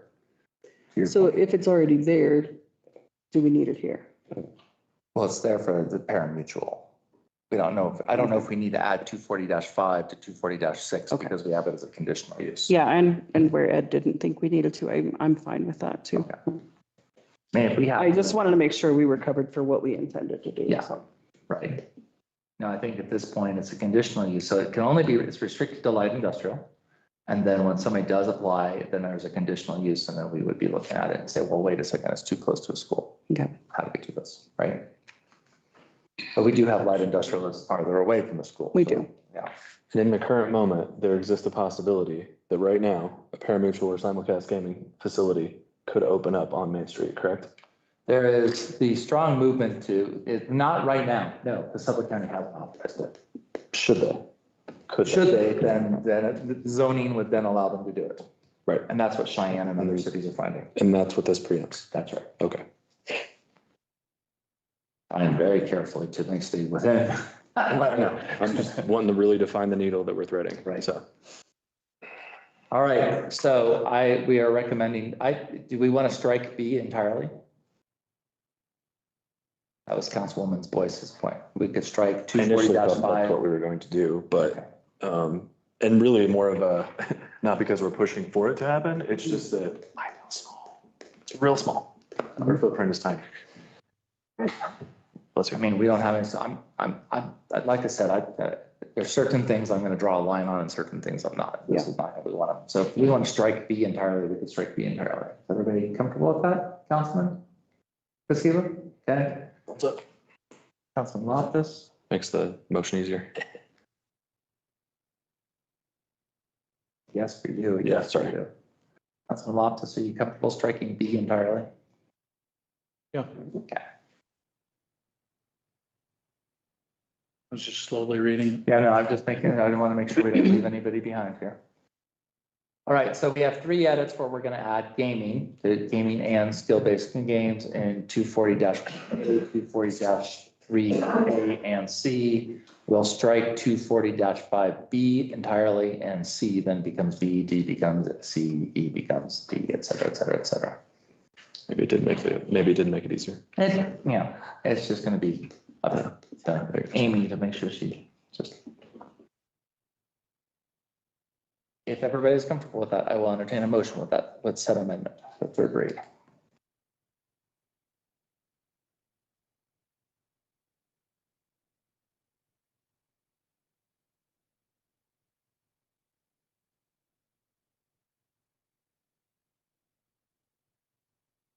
You want it?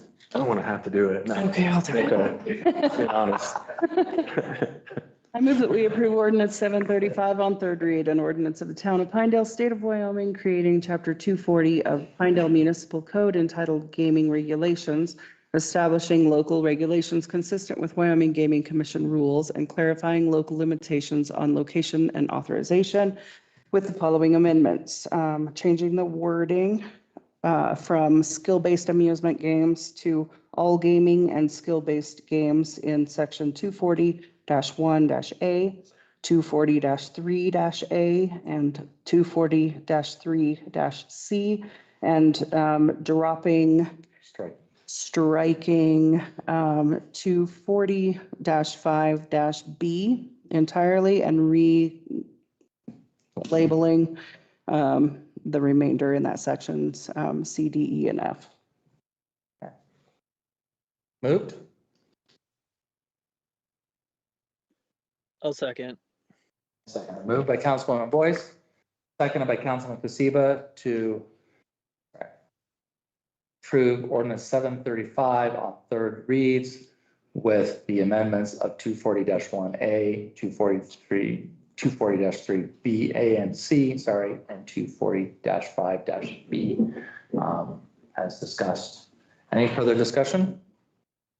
All those in favor of passing to 735 on 3rd and final read, please say aye. Aye. Opposed? Motion carries 5-0. There we are. Okay, moving on. Thank you. Next item is ordinance 736 on its 2nd read. I did tell council and others that, we do have a meeting on the 15th. Hey, Merry Christmas to you guys. And I know Sage and the Chamber of Commerce is letting their membership know. It's been in the newspaper once or twice. I think it's on the town website. to let people know that there's pizza and conversation on the 15th at 6 PM. We're gonna have to figure out how much pizza to buy. Okay. How much? And Sage, if you know people are coming, let us know. I love Yeah. that. I sent it out with an invitation to tonight's meeting as well. Conversation going. I've had a couple of emails, asking price. I know that there are also in our chamber minutes. So right now, the price isn't set. I think, we'll set it in the fee resolution, as we get into that discussion. We have to make the final decision, and we don't have to do it tonight, about whether or not we would include the, the memo that talks about, a discounted rate for members of the, a local business community or association. I forget how it's worded. And my apologies. So, I think there is some value to that, but we have to make the final discussion, and Ed and I will probably have a conversation. We'll figure out exactly if we can or cannot do that, but that would involve the way I was envisioning an MOU with the chamber. With some sort of gay wanting to talk about the business licenses. I do, but hold on, it's got too many things running here. I can see you better on my laptop, but my mic doesn't work. Yeah, that is a very, very broad ordinance and intentionally so based on the reading, but it appears that, whereas we just talked about 735 and, there was no particular license fee, this would apply to our skill games, and it would have a fee and a lot of other additional information being required and so forth. And even, the other implications of this one are pretty, deep, really, because where it says non-resident contractor suppliers, I don't know how well you've thought about it, but that would be if somebody, recently I was at a coffee shop and another vendor had a, sourdough bread establishment within that. And so they'd all have to be licensed and have all this information and pay these fees. It's just so broad, but it definitely applies to my clients again and will require for sure a fee. The way I'm thinking about Ms. Woodhouse, and like I said, we're on second read. We're, probably going to do the third read towards the end of January, just to make sure that there's enough conversation around this ordinance before we actually pass it, because I recognize that this is something new.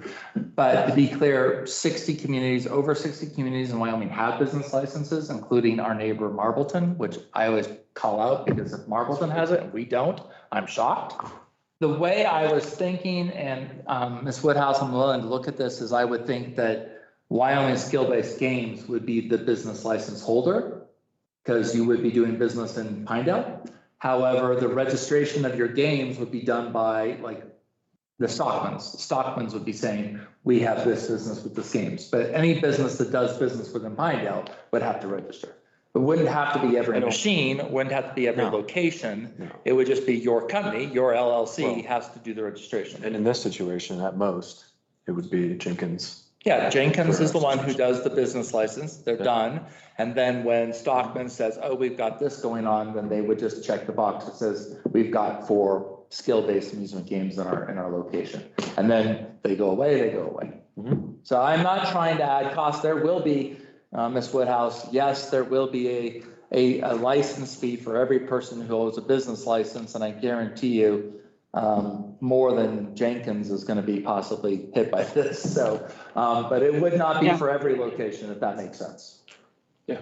Okay, I understand that. I just another, because I'm a lawyer, of course, I think about these things, but are you currently licensing any law offices, or this will require it? Nobody is required. Okay. Currently. So the idea would be to do business licenses for anybody doing business in Pinedale. And and I suspect that would apply to attorneys as well. Yeah. I know that our local real estate agent, who lives and works in Pinedale, posted a for sale sign in Marbleton, and the city of Marble, the town of Marbleton got in contact with them immediately saying, you need to pay your business license fee. So I envision, I know, I envision that if you, Ms. Woodhouse, were to start practicing law and you weren't doing it under an arrangement with Mr. Wood, that yes, you or yourself would probably have to have a business license as well. However, if you were doing business in association with Mr. Wood, I suspect that there would be some sort of cover that takes place under that, because that would be the arrangement that's made. But yeah, essentially any business that does business in Pinedale would be required. Now, I am, to be very clear, proposing that we exempt anybody who's already paying the lodging tax, because I know that they're already picking up an additional fee for us. And so they can be, and that, then you do all our short-term rentals, for example, could then fall under the business license, which would actually simplify our short-term rental licensing process. It actually makes life easier for people. And then if we were to go back to what we were talking about earlier, to say, look, we want to encourage businesses, we want to encourage education, we want to encourage business associations. And then there was an MOU with the Chamber of Commerce that said the chamber will do X, Y, and Z, kind of like we do for every contract for service, then part of your fee could be waived.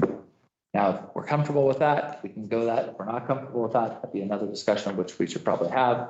But there would be a service that your organization, Sage, would be offering to the businesses of Pinedale.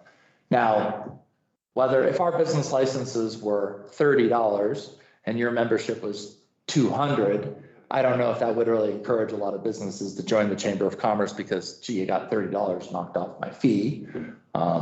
And as I said, I'm not really about trying to make money off of this. This is not a fundraising tactic. This is a directory. This is protection. This is actually, and going back to one other point that Ms. Woodhouse made, is we are still allowing for itinerant merchants. So if that person does come in and they want to sell sourdough bread, for example, then they can get an itinerant merchant permit and do it that way without having to get a business license. So I'll tell my wife, she makes good sourdough bread. But So what about and I'm just throwing out a hypothetical here, so maybe that's not where we want to go, but I'm just being curious based on what you just said about the sourdough bread. What about our farmer's market? That would be not, An they event would not. hosted by Okay. our By Main Street. organization, Just right? wanted to be, Now, if somebody in the farmer's market suddenly decided to say, man, I'm not just selling in the farmer's market, I'm not just doing an itinerant merchant, but my soap business is really taking off, and they wanted to start a soap business, then they file and they get a business license with the town of Pinedale and they're done. what if I wanted to sell you a bar of soap? Yeah, you could. Okay. Yeah, that's allowed. You can make little sales and things. What about the sourdough example, for instance, if they're selling through a local business, isn't that covered by that business That's right. license? Exactly. So And for then- example, the one store on the other side of town, they're Yeah, selling. yeah. Exactly. And so, Probably have 200 suppliers, right? There you go. yeah, Really just has one license. right. And so, one of the things that I wondered about is, we have,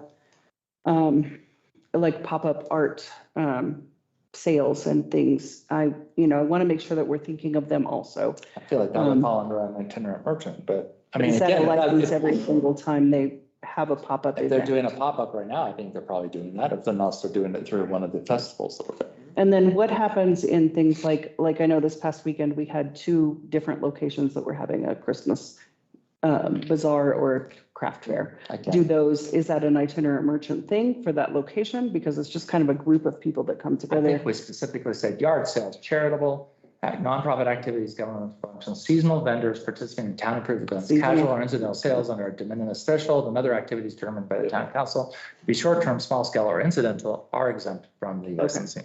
As long as that's covered, and I caught that paragraph covers a lot of things that people would be concerned about, like Yes. lemonade stands and such. We're But- just trying to catch the major actors, right? Yeah. So it's like, I'm trying to create a net large enough to let the dolphins out, but catch the tuna. Perfect. Are you hungry now?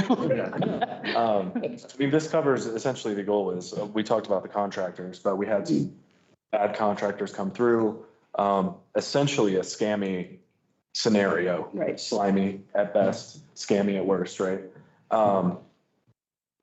My concern, I brought this up prior to the meeting to Councilwoman Boyce. If someone's gonna break the law, they're gonna break the law. Meaning they're not gonna give 2 hoots about a town ordinance if they're coming through on the weekend and they're trying to asphalt a couple people's driveways on the way out, just because they've got extra product from a previous job. Right. I mean, like, how are we, Well, now you. does this help us catch them, or does this help us? It gives us the ability to enforce? shut down the bad actors. Okay. Yeah, but if our they're minutes here of on the office- weekend and then gone, we're not catching them. It's, yes, I mean, I think we have to be careful and like, this isn't, the be all and catch all of all bad actors, right? Somebody can come through. I know we had a conversation with some folks in the county and they're like, there's people who are doing work on certain houses that have no liability coverage, nothing. And they're like, how do we stop this from people that? Sage, you and I've talked about this. What's your general, do you mind if I just pull you into this conversation? And that's fine. Thank you. That's why you're here. You're here for this purpose, so please I'm don't. here for this one, Mr. Mayor and Council, I think the biggest concern of ours is transparency and what is this ordinance really trying to do? And I do feel that the intention is protection and the intention is support of businesses and giving those who are operating legal a stand or something to combat those that are not. So, and the feedback that I've gotten from the community is they are concerned about the reach of government. That's one of the reasons why so many of us live here is we are still kind of the wild, wild west. So, but I feel that the protection outweighs the scope of don't tell me what to do in my business. Cost has been a big factor. And again, I haven't, because I hadn't been to the meetings and hadn't listened to your discussions. I have not discussed price yet or the intention behind price. I think the fact that this is not a fundraising means that it is strictly a guidance and a supporting ordinance. Yeah, the regional average, I did a little shoot for the council. The regional average is like $75 to $100 a year. And some places are like, if you have 5 employees, you pay this. If you have 100 employees, you pay that. I don't know if I want to get into that because I feel like now I'm diving into your business. How many employees do you have? And I feel like that gets, so I was thinking just a flat rate. And like I said, I mean, it could be $20. I mean, enough to cover what we're doing here. The point is really not the fundraising. Going back to my point, like if it's higher, then that would encourage people to join the chamber because now people are going to join the chamber because there's a value add. I become a member and I get $75 paid or $70 of a $75 fee. That's great. But whether or not that's something, because I see value that if people are part of the chamber, for example, and they're doing their learning with over lattes and you're having the discussions and you're having all the different things that you have going on and looking at how can we do group, coverage. And I mean, I think people could benefit from that. How to do a better, window or how to do hospitality better. I think everybody could benefit from that. I think that's my idea, but I don't want to sit here and try to make it expensive. I do know that, it's nice when you can go to the Marbleton website. Again, go Marbleton. You can go to their website and see their directory of businesses and which businesses are paying their Department of Revenue, which ones have all the coverage, which ones have, which ones are the legit businesses in town. So if somebody calls up and says, and I think you had this instance, realize, oh, is this business, authorized within the town of Pinedale? You now will have a location. Please go to this website. This business is not registered with the town of Pinedale. They don't have liability. If they pave your driveway and they mess it up, or they pave over our water sewer line, that's on you because they don't have any coverage. So that's kind of where I'm trying to keep it a level playing field. We've talked about there's a number of people that have to file certain Backflow prevention. backflow prevention with the state. And there's like 40 in the town of Pinedale. Maybe we turn around and say, hey, look instead of paying $200 a year on your backflow prevention for one person, we group this all together and we get a contractor and everybody does it together and it's $100.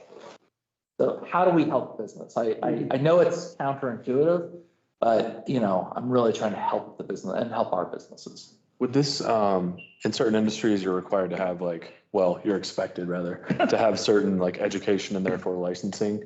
I don't know, I think about and I know this would never happen. There may be some stuff in the dental industry that I'm not using the real example that I was asked about this for obvious reasons, because it would tell on who it was asking.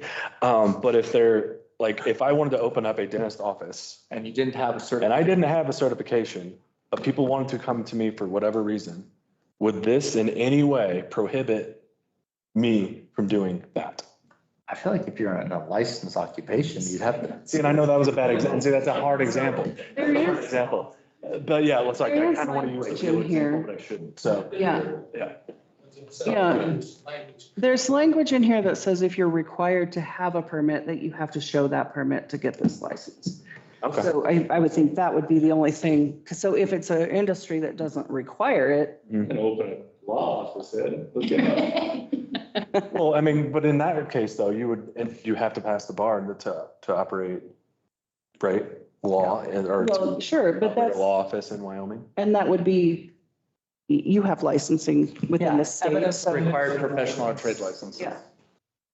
Where's that at? Sorry. It's in 160-30. Okay. B4, proof of evidence of required professional or trade licenses. Yeah. So like what happens if? But it does say we're required. Somewhere in here I read, it does say Plus it's evidence. of if it's required to have the license. Yeah, 5, okay. So if it's not required, then we can't ask for it. Right. I mean, it's just like I shouldn't drive a Here it big is. truck that don't have a CDL. It's 160-28. And it's like C says exemptions from the licensing requirement Yeah. shall include but are not limited to. But that whole paragraph basically addresses that. That whole section talks about license. You have to add CBO. That's right. Well, and that's why it's hard to find. You have to have Yeah. license to be a backhoe operator. Okay, I can have interesting. equipment, but I can't haul my truck around. Mhm. It's not the license. Can't haul that equipment, but you can run it. Yeah, you can't get it there. If I bought a loader and then was starting up Tyler Swafford LLC, like loader company LLC. Yeah, you'd have to say, here's my CDL. Okay. Right. I just was, actually, based on that example, no, I would not. Oh, a loader, I'm sorry. Yeah. I was thinking loading. No, I just, like, it's an interesting, like, because I can, to be fair, we talked about the soap making and I'm not attacking any soap makers. If there was like a license for soap makers to be licensed with. They would have to present the license. Okay, that's what I'm looking for. All right. Engineering. I should just use the Yeah, example. engineering, medical, Yeah. electrical. What is it? The cosmetology. Oh, okay. Mhm. Yeah, yeah, and so like, there's things like that, that like the state of Wyoming might not require you to do those things. Well, if they don't, then we don't, according to our. Okay. And see, that's where we get, okay. I'm just trying to be like, okay. So then that's another question of the chambers is we need to know exactly what are we going to have to show proof of their licensing, like. Nope, that's not on you. Okay, so we just want very clear cut what's expected of us. I think we are on the path of the education and providing services to the businesses, but we also want to make sure that the next board or whomever, that this is a sustainable relationship. And if it turns out like if the future chamber, the way I'm envisioning it, which again, we're still only on second read, and we would have to do the MOU with you for, if we have to drop that, that's the way we want. And if you're, if the idea was the chamber will provide, business-related services, education, et cetera, and that lines in with what you're kind of already doing right now. And the future chamber says, no, we're not going to do that anymore. You're going to get a newsletter once a month and we're going to put your business name on our website. Well, at that point, you're no longer, whoa, he just decided to come. The migraine. Make a motion for me to be here in person. The migraine went away. Yeah. Feel better. Yeah. So I think at that point, we would be like, okay, we're not signing that MOU with you anymore. And then at that point, the person would have to pay the $30 and would be waived, for instance. And then in the future, when the chamber comes back and says, oh gosh, that was really helpful and we really like that, let's go back and have a negotiation with the new mayor and the new council. Just trying to think of how do we strengthen businesses and how do we protect businesses and how do we protect our citizens? So I was more leaning on the protect citizens piece. Yeah, no, that's a good way. Not against business by any stretch, just in my head, like the way to get people to, the people in which we represent, while it does include business owners, it more so includes citizens. That's right. And if we can in any way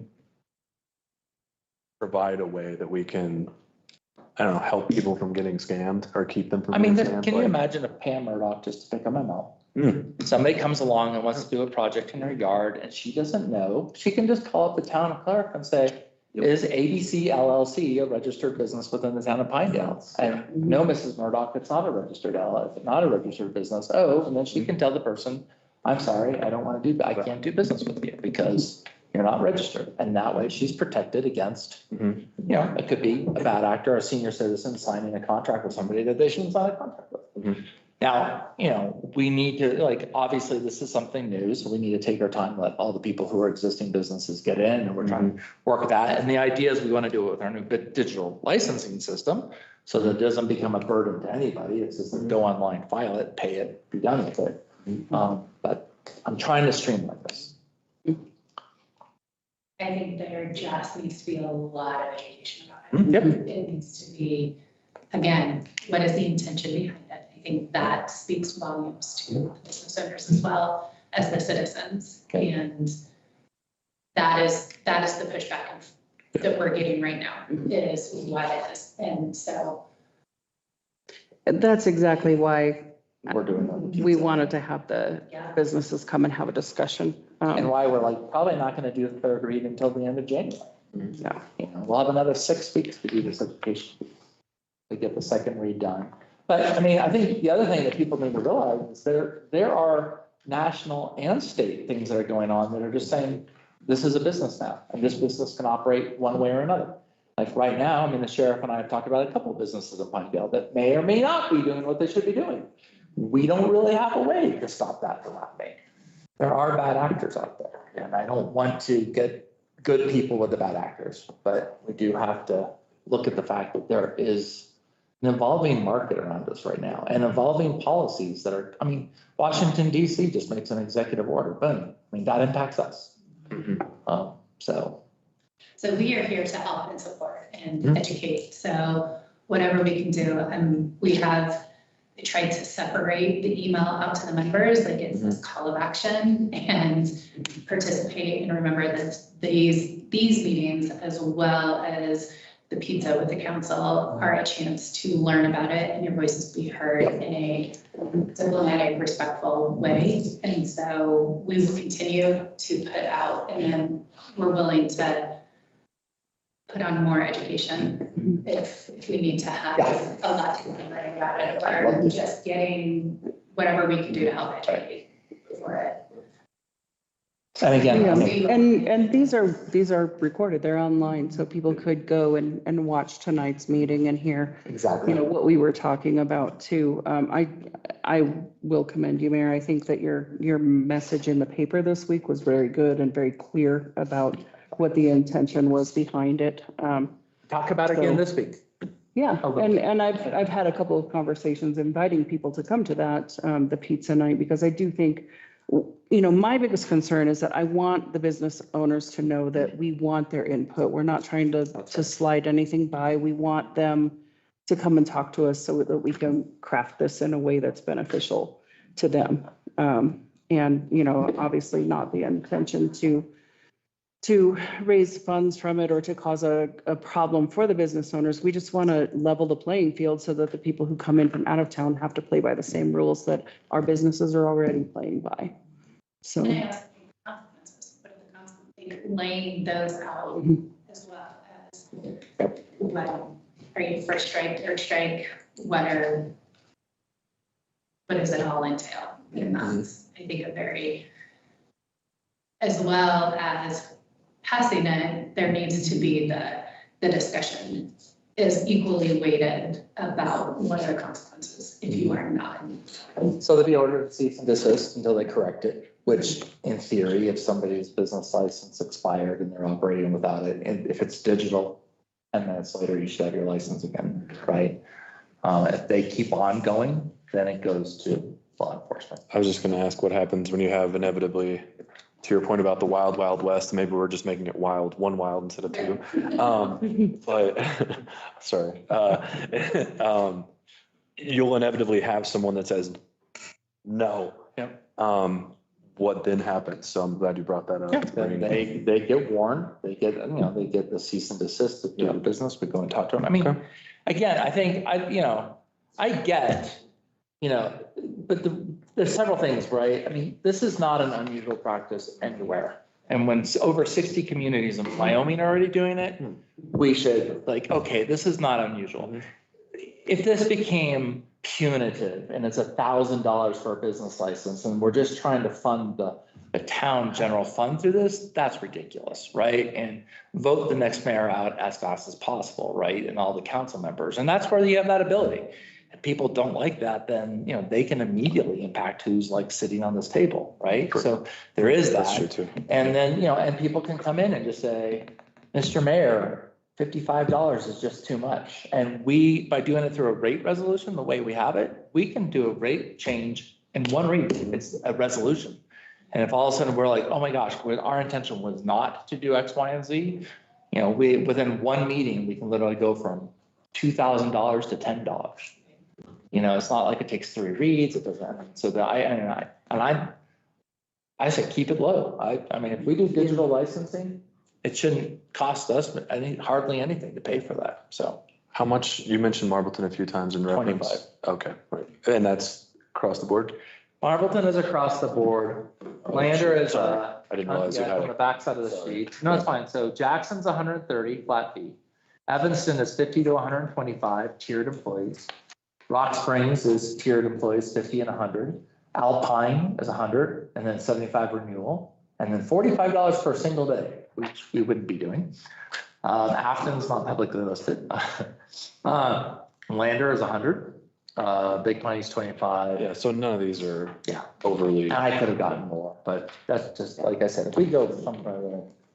And I do want to point out that we do have a penalty listed in the draft already, which is, it falls under Chapter 1, Article 4 of Chapter 1 through 29, penalty for violations. So I would like to go back and look at that too before we get to the next read, but.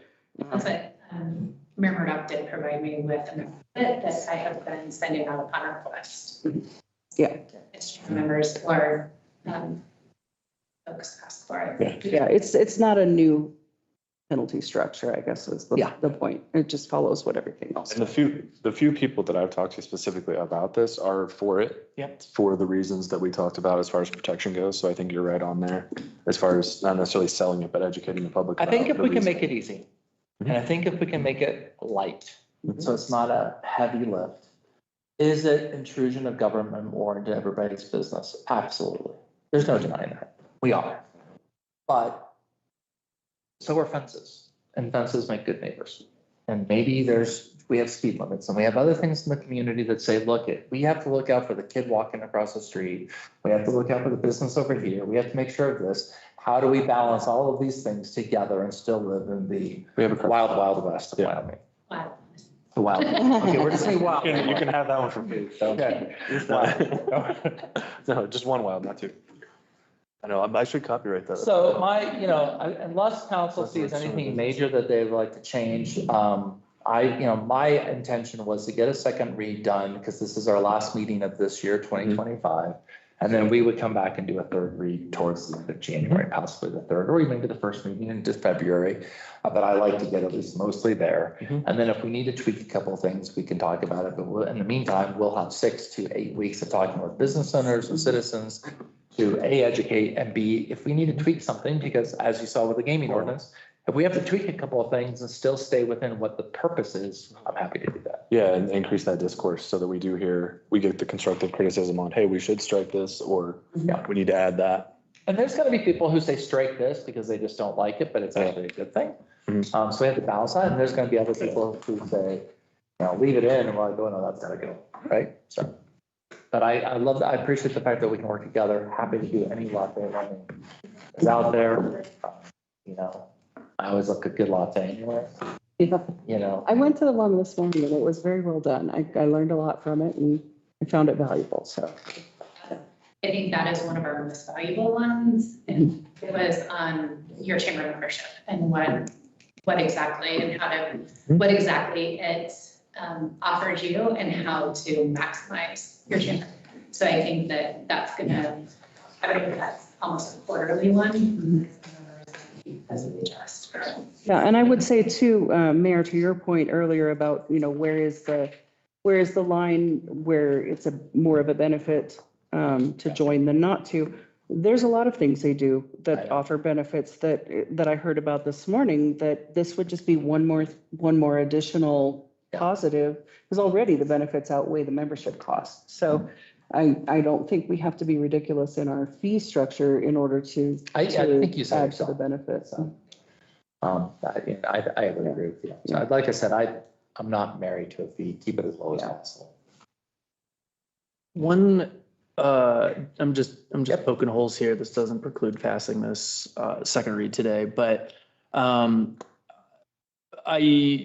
used to run a business here in town, and we relied heavily, we were selling produce, and we relied heavily at times on the Food Freedom Act to purchase from local people's gardens. Yep. That would And yeah. And it doesn't, at least the way that I'm reading it, if, for example, I was going to buy Swiss chard from the Murdoch family, which I did, it wouldn't take place under it wouldn't take place under like the. If you look at 160-34, exemption, yard sales, charitable, nonprofit activities, governmental function, seasonal vendors. So I think. So would that be a seasonal vendor or? Well, But yes and no. Him buying from you You is would not. be, But but him we- having the. Yeah, stand we would need to have a Yeah. business license. But I don't think we would have to have that. Yeah, as long as that's clear, because I do think like the Food Freedom Act, I think is one of the best things that the state legislature did. And it has allowed, people who aren't businesses. Somebody was complaining about that recently. Was that you? Oh, I would love to hear more about that. Anyway, my point being, if my business, if my business still existed, that I want to make sure that the people who have extra cucumbers or whatever in their garden would be able to sell to us without having to apply for a business license. I mean, it would be nuts if it was like a $25 business license and I'd made my $10. Exactly. No, exactly. Yeah. So I'd be like giving it to you. And to be clear, that's not what we're complaining. You would have to register for giving out. So I did have a few things that I went through this line by line and had a few questions and things that I wanted to address, and I would rather just go ahead and do that. Particularly like, I know Ed had several comments in here that I would like to see addressed. Whether or not we want to do that tonight is, up to Ed or you guys. But I had several things that I had questions about as well, so. Do we want to look at those specifically? I serve or- at your pleasure. Okay, well, I don't Or we can know. talk about it. You could just say, hey, what about this, this, and this, or Okay, however you want to do it. I'll point out the things, I also think, a lot of Ed's comments, I thought were good comments that we do need to address. But, whether or not he wants to do that tonight, I don't know. So, We actually did change some of these, to be clear. Some of the comments that were included in this PDF were actually resolved, like okay, 160-31. Ed had a comment, seemed a bit fuzzy, but that was not what Ed's comment was about. So it's still in the document, no, but it wasn't really but it there. wasn't really that particular comment. if that makes sense. I have to go back to the. Okay, one of the things that caught my attention was 160-33, non-resident contractors and suppliers. I think the 3 full business days before engaging as business, that's under A. 33A, right? Yeah, 33A. I don't know that that's practical. If you roll into town with a load of mangoes, you aren't going to have 3 business days before your mangoes go bad. I had it originally as 1, and it changed to 3. And that wasn't an Ed comment. Okay, I think that was a clerk. It was a clerk's comment. yeah. What was the reason for that? One day was really short. But if I'm an itinerant person coming through with fresh fruit or vegetables, But if wouldn't it's it? an itinerant person, they can have an itinerant permit. Merchant permit. Oh, okay, so I see the difference But there. the other thing is, in theory, they would be filing online too, and so Yeah. some of this would be. So that would be instant anyway, right? If they file online and would those be automatically approved or would they still need to review? They always get reviewed, Okay, the way it's set up. But the Okay, review- and I could see needing a little leeway for that if you didn't have time to get to it that particular day. Yeah. So, okay. Under 8, B, same section, 160-33, B, number 8. That seems like a really heavy lift, a complete list of products or product categories to be offered for sale. I think product categories is good enough. I don't know that we need a complete list of your products. Yep. I don't think that's reasonable. So I would strike Yeah. you can do products or, that. and then- So you're striking product. products or, Okay. and then 160-35. E refers to one-day licenses for itinerant merchants may be granted by the town clerk. A one-day license may not be renewed more than once and may not be converted into an annual business license. So my question is, may not be renewed more than once in what term? Like ever, or a year, or a month, or how often can you not renew Well, it? itinerant merchant comes under a different ordinance, so.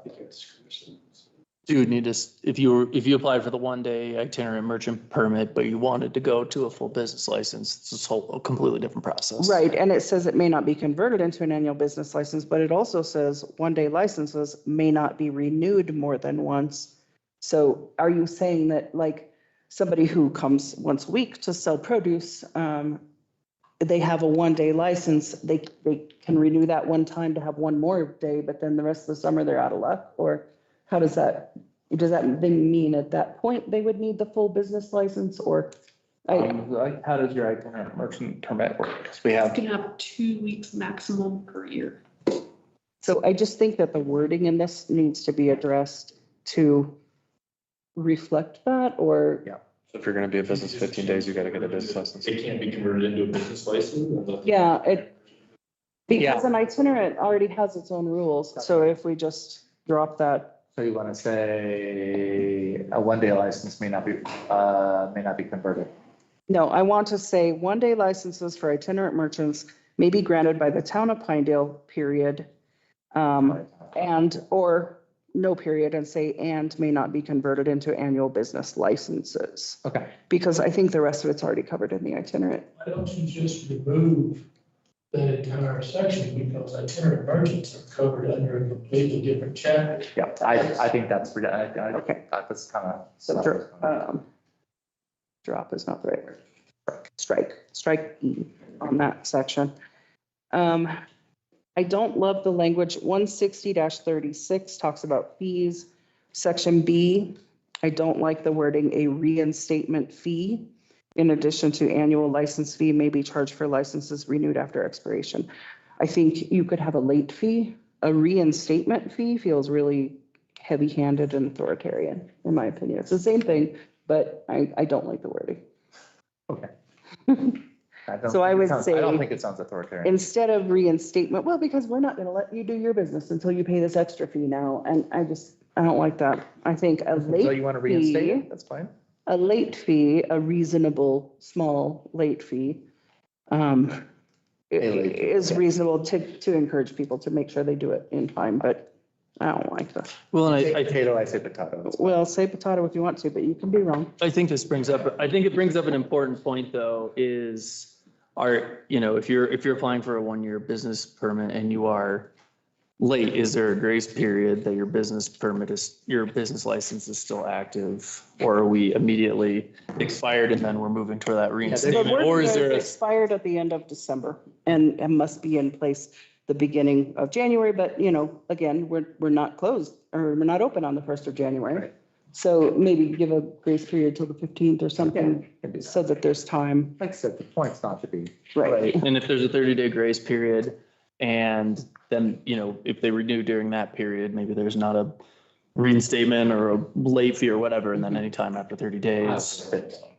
Yeah, I Whatever, think yeah. 15 is enough. I think we're more heavy-handed with that, with our water fees. Yeah. If you're late, you get the fee, period. Yeah. And I think in order to be consistent, we should still have a late fee.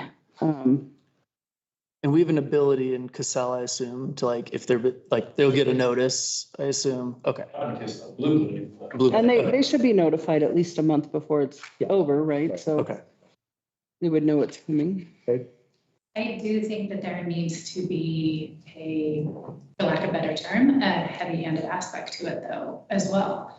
It's, I think if there's a grace period and a late period, and then your business license expires, and you go 3 to 6 months without a license, Yes. you do have to reinstate it, and you will be, so I think there has to be both. So maybe we structure it similar to what we do with our water fees, where it's a pretty good fee, but it's, you know, it's not called a reinstatement fee. I don't know. Are you hearing? It's not a hill I'll die on. No, I'm not hearing that wrong. I'm hearing that. I still want to call it a late fee. Yeah, I mean, we can. I mean, because the idea is like if somebody is out and they are, you know, to your point, 3 months out and now they want to reinstate it, that's a reinstatement. Yes, but I'm thinking like our water fees. That's a late fee. It's a late fee. Yep. But then if you're still late the next month, there's another fee. So Well, as it soon just as we can cut you pile up. though, but as soon as we cut you Yeah, and we cut your water, that's true. there's a reinstatement fee. So that's what we're talking about. Okay, I can see what you're saying with So that. 15-day grace period to renew. After that 15-day period, does the license expires? And then you're talking a reinstatement fee, like after 15 days, right? Yep. That's what I would do. 15-day grace period to renew. If your license is still active during that 2 weeks. If you exceed that 15 days, then your business license has expired. Now you're talking a reinstatement fee. Is that what you're suggesting? Yeah. I mean, and let's be honest, I mean, you're gonna hopefully get a couple warnings. I mean, Blue Blade will probably be like, hey, you got 60 days, you know, renew your thing. Hey, it's 30 days, renew, right? You should get something, and probably, can we set it up so they get a text message instead of an email? I don't know. Okay.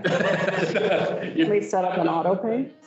Yeah, I mean, you can set The it. answer, yes, but we haven't. Yeah. So I mean, you know, because there are some people who don't get email. We've talked about this, right? So maybe it's like a text message like, hey, so we, you know, we'll figure that out because this is not, we're not looking for gotchas. Right. We're looking for how do we just keep it, and I don't think it's unreasonable to expect that if there's a business operating in Pinedale, it should operate professionally. And anybody who says, well, my business isn't professional and I can't pay my bills on time, then maybe you shouldn't be in business. You know, Yeah. because you want your clients to pay you on time, right? No, and the only reason I'm suggesting, I think the Exactly. 15-day grace period is wise, I mean, to the point that was made at the previous ordinance is this can be changed, and we're implementing a new thing. And if we decide after the first year, everybody's on the same page and we don't need that 15-day, get rid of it, and then to your point. Yep. And don't forget, all the fees and all the late fees and reinstatement fees are gonna be changed within the fee resolution, so, you know. we can make And I would suggest on this first year being very graceful. Like it's a Yes, first year absolutely. STA, Yeah. grace period. And is it all licenses will expire on December 31st, or is it going to be staggered based on when they apply? Theoretically, if you applied in June, you've got 12 months from June, but I forget how we have it. No, we have it structured where it Right now, expires on the starts the first 31st. year. And if you sign up after a certain period, then It you goes pay pro rata. half. Yeah. Yeah, Yeah. I like that. I do. Oh, go ahead. Oh, I sorry. forgot how I drafted it. sorry. And maybe you guys covered it while I stepped away. Sorry, I had to use the restroom. I think we'll need a checklist sheet for businesses with requirements to hand them or to educate them. Well, in theory, what'll Because happen they'll in know. Blue Blade, They'll have that right there. as you're applying, it'll say, oh, you're an electrician. And there should be like some Okay, AI okay. that says, where's your electrician We were certificate? promising a lot on something we've not. Blue Blade got- so far has shown themselves really strong. Okay, Just okay. to be very. But it doesn't exist yet. is the Yeah, like- point, So, No, that's not true. We, well, I know, yeah, but I mean, we're running it now, so, Okay. well, no, not as formally, but it's.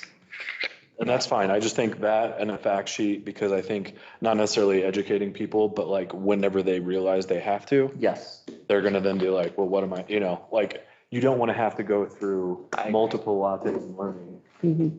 But a You can just have it. cosmetologist should know, I need a license to practice. Well, and those should be posted in their business, so it shouldn't be Yeah, hard to but they get. went to school and got there, that's fine.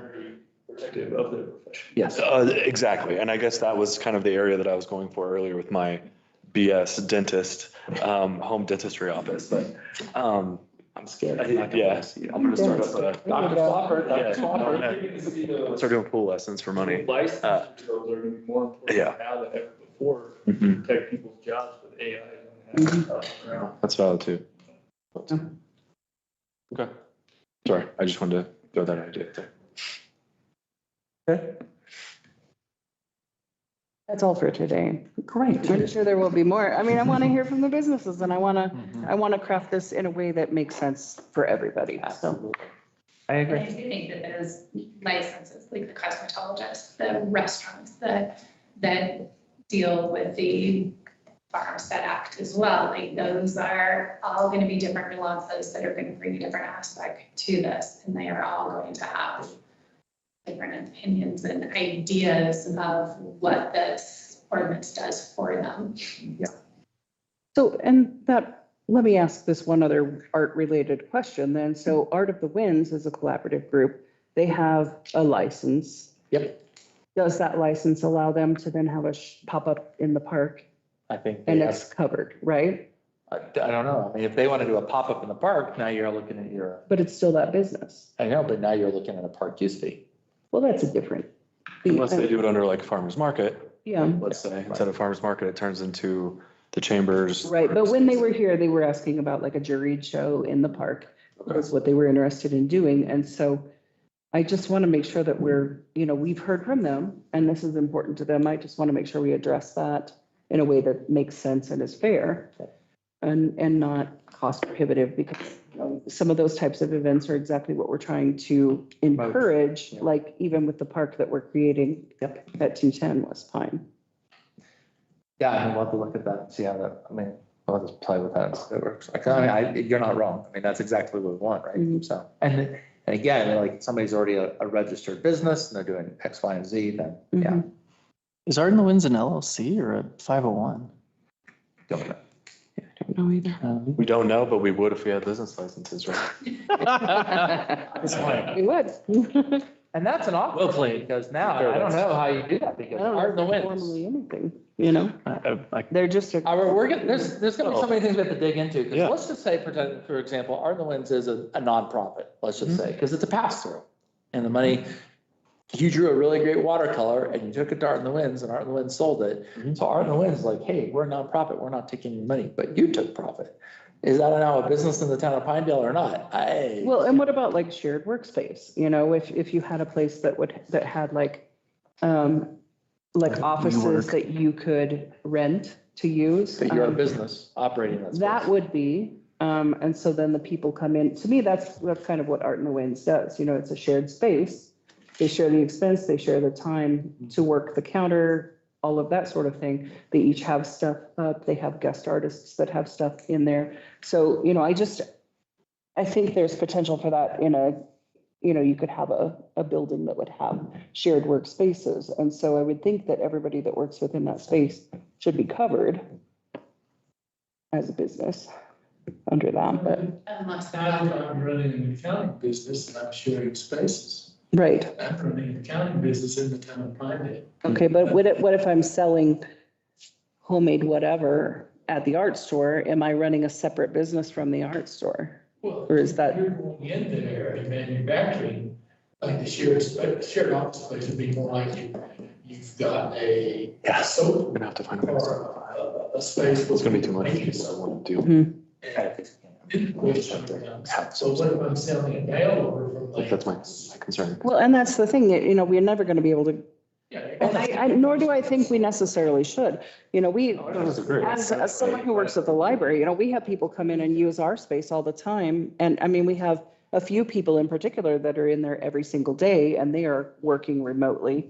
Well, how about we just explore it? Because I think, there's gonna be a couple of things that we might just have to create some sort of. I believe that clause that says, another, in the manual says that. Non-for-profit, not-profit, blah, blah, blah, blah, blah. At the end, there's a catch-all phrase. I think it says, something to the effect, another items being. Short-term, small-scale, incidental or exempt from the licensing requirements of articles. Examples of exempt activities include nonprofit fundraising by youth organizations, school or church days, similar charitable sales. So That's that exemption one. I don't know if that's the one you were thinking about, or if you were thinking about the one up above. I forget. We'll have to dig. Let's just dig and we'll play with it. You gotta stress test it, right? That's what we're doing. We're just stress testing it. Well, and that's why I'm bringing these things up, because I just, it's just for food for thought. Yep. All right, so can we have a motion to pass this on second read? I understand right now we're gonna be striking 160-35E. And there's another amendment that you proposed that we were all kind of agreed on, or was it? Was that the late? 160-33B8?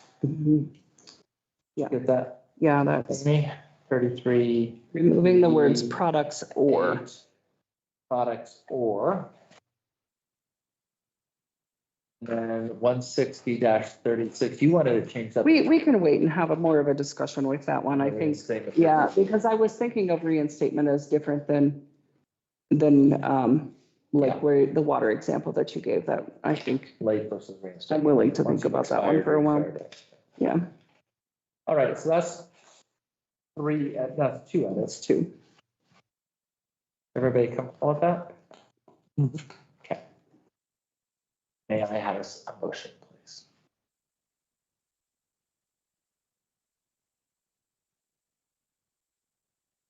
I move that we approve ordinance 736 on second read, an ordinance of the town of Pinedale, state of Wyoming, creating chapter 160, article 5 relating to business licenses with amendments to 160-33B8, removing the words products or, and striking 160-35E. Second. All right, it's been moved by Councilwoman Boyce, second by Councilman Castillo to approve ordinance 736 on second read with the amendments as noted by the Councilwoman. Any further discussion? Hearing none, all those in favor, please say aye. Aye. Opposed? Motion carries 5-0. All right, so we'll stress test this. We'll make these edits. Amy, if we can obviously have a couple of copies so that when we have our pizza, for example, next week. I think, yeah, so we're having a meeting next week. Do we have to do anything? I always forget. Do we have to do anything special for calling a special meeting? Just advertise. That's it. We don't need a motion, right? We'll have to call it the order probably, right? Yeah, right. We don't need to make a motion. I always forget if we need to make a motion or not. So there will be a meeting next week, Monday, 6 o'clock. Come, Sheriff, have a piece of pizza. Okay. And you don't have to get a business license. Unless you're selling. Yeah. We like your business. We approve of your business. There's enough pizza. You're all the call a special meeting, you should call it for a specific purpose. Yeah, and so we're calling it specifically for discussion. Yeah. An open house of discussing the business license. No decision or action will be taken. Yeah. All right, so that's clear. I think that covers it. We'll stress test it. I would encourage council that as you're talking to people, keep a running document of things that we need to, look at or play with. We'll play with some things like what we do with art and the winds and all those kind of things. And again, if we don't care, we can keep it as a very low fee, and we set that probably at the third read, have changed the fee resolution at the same time. I think the first year it should be very low. And I don't disagree. I think there should be a grace period. It's like, hey, this is year number one. Please, we're gonna have it. Councilman? That's my only comment. It's got to be cheap. Yeah. Because otherwise it'll be looked at as not a safeguard. It'll be looked at as an overreach for That's money. right. Yeah. Yes. So, and just give you a classic example, the state has a corporation report you do every year for nonprofits. Yep. And so that's been $25 since I've been in my business working. So it's just a fee to report. Make sure you do. Makes it very. Yeah, I'm looking at this can be very cheap as long as it covers the cost of us doing the filing. We're good, right? Right. So, which shouldn't cost a whole lot. Well, and that's as long as there's a grace on that first year, we can iron those kinks out with Blue Blade and digital permitting. I will say it's very flexible program so far.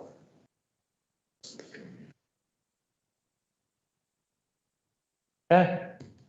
We've created an event on Facebook trying to try to get new members for anyone That'd be good. interested.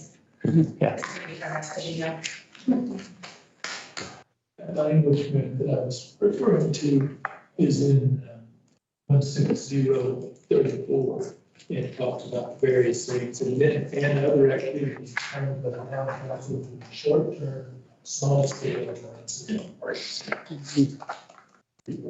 Yes.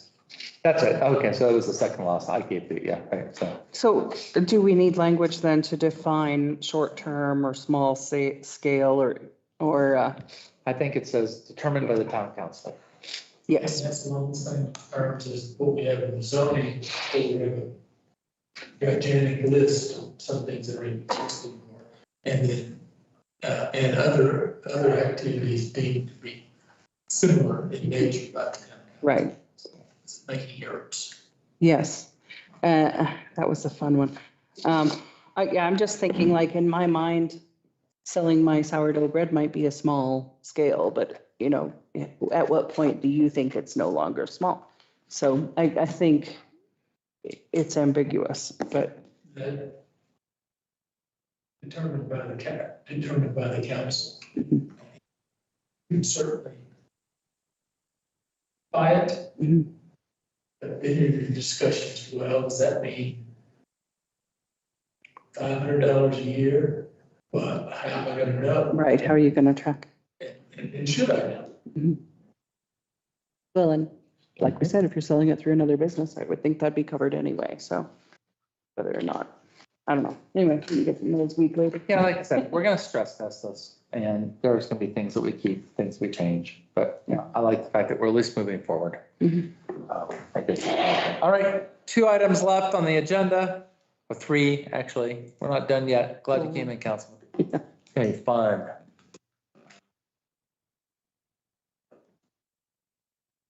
First item on the item is presentation of the bills.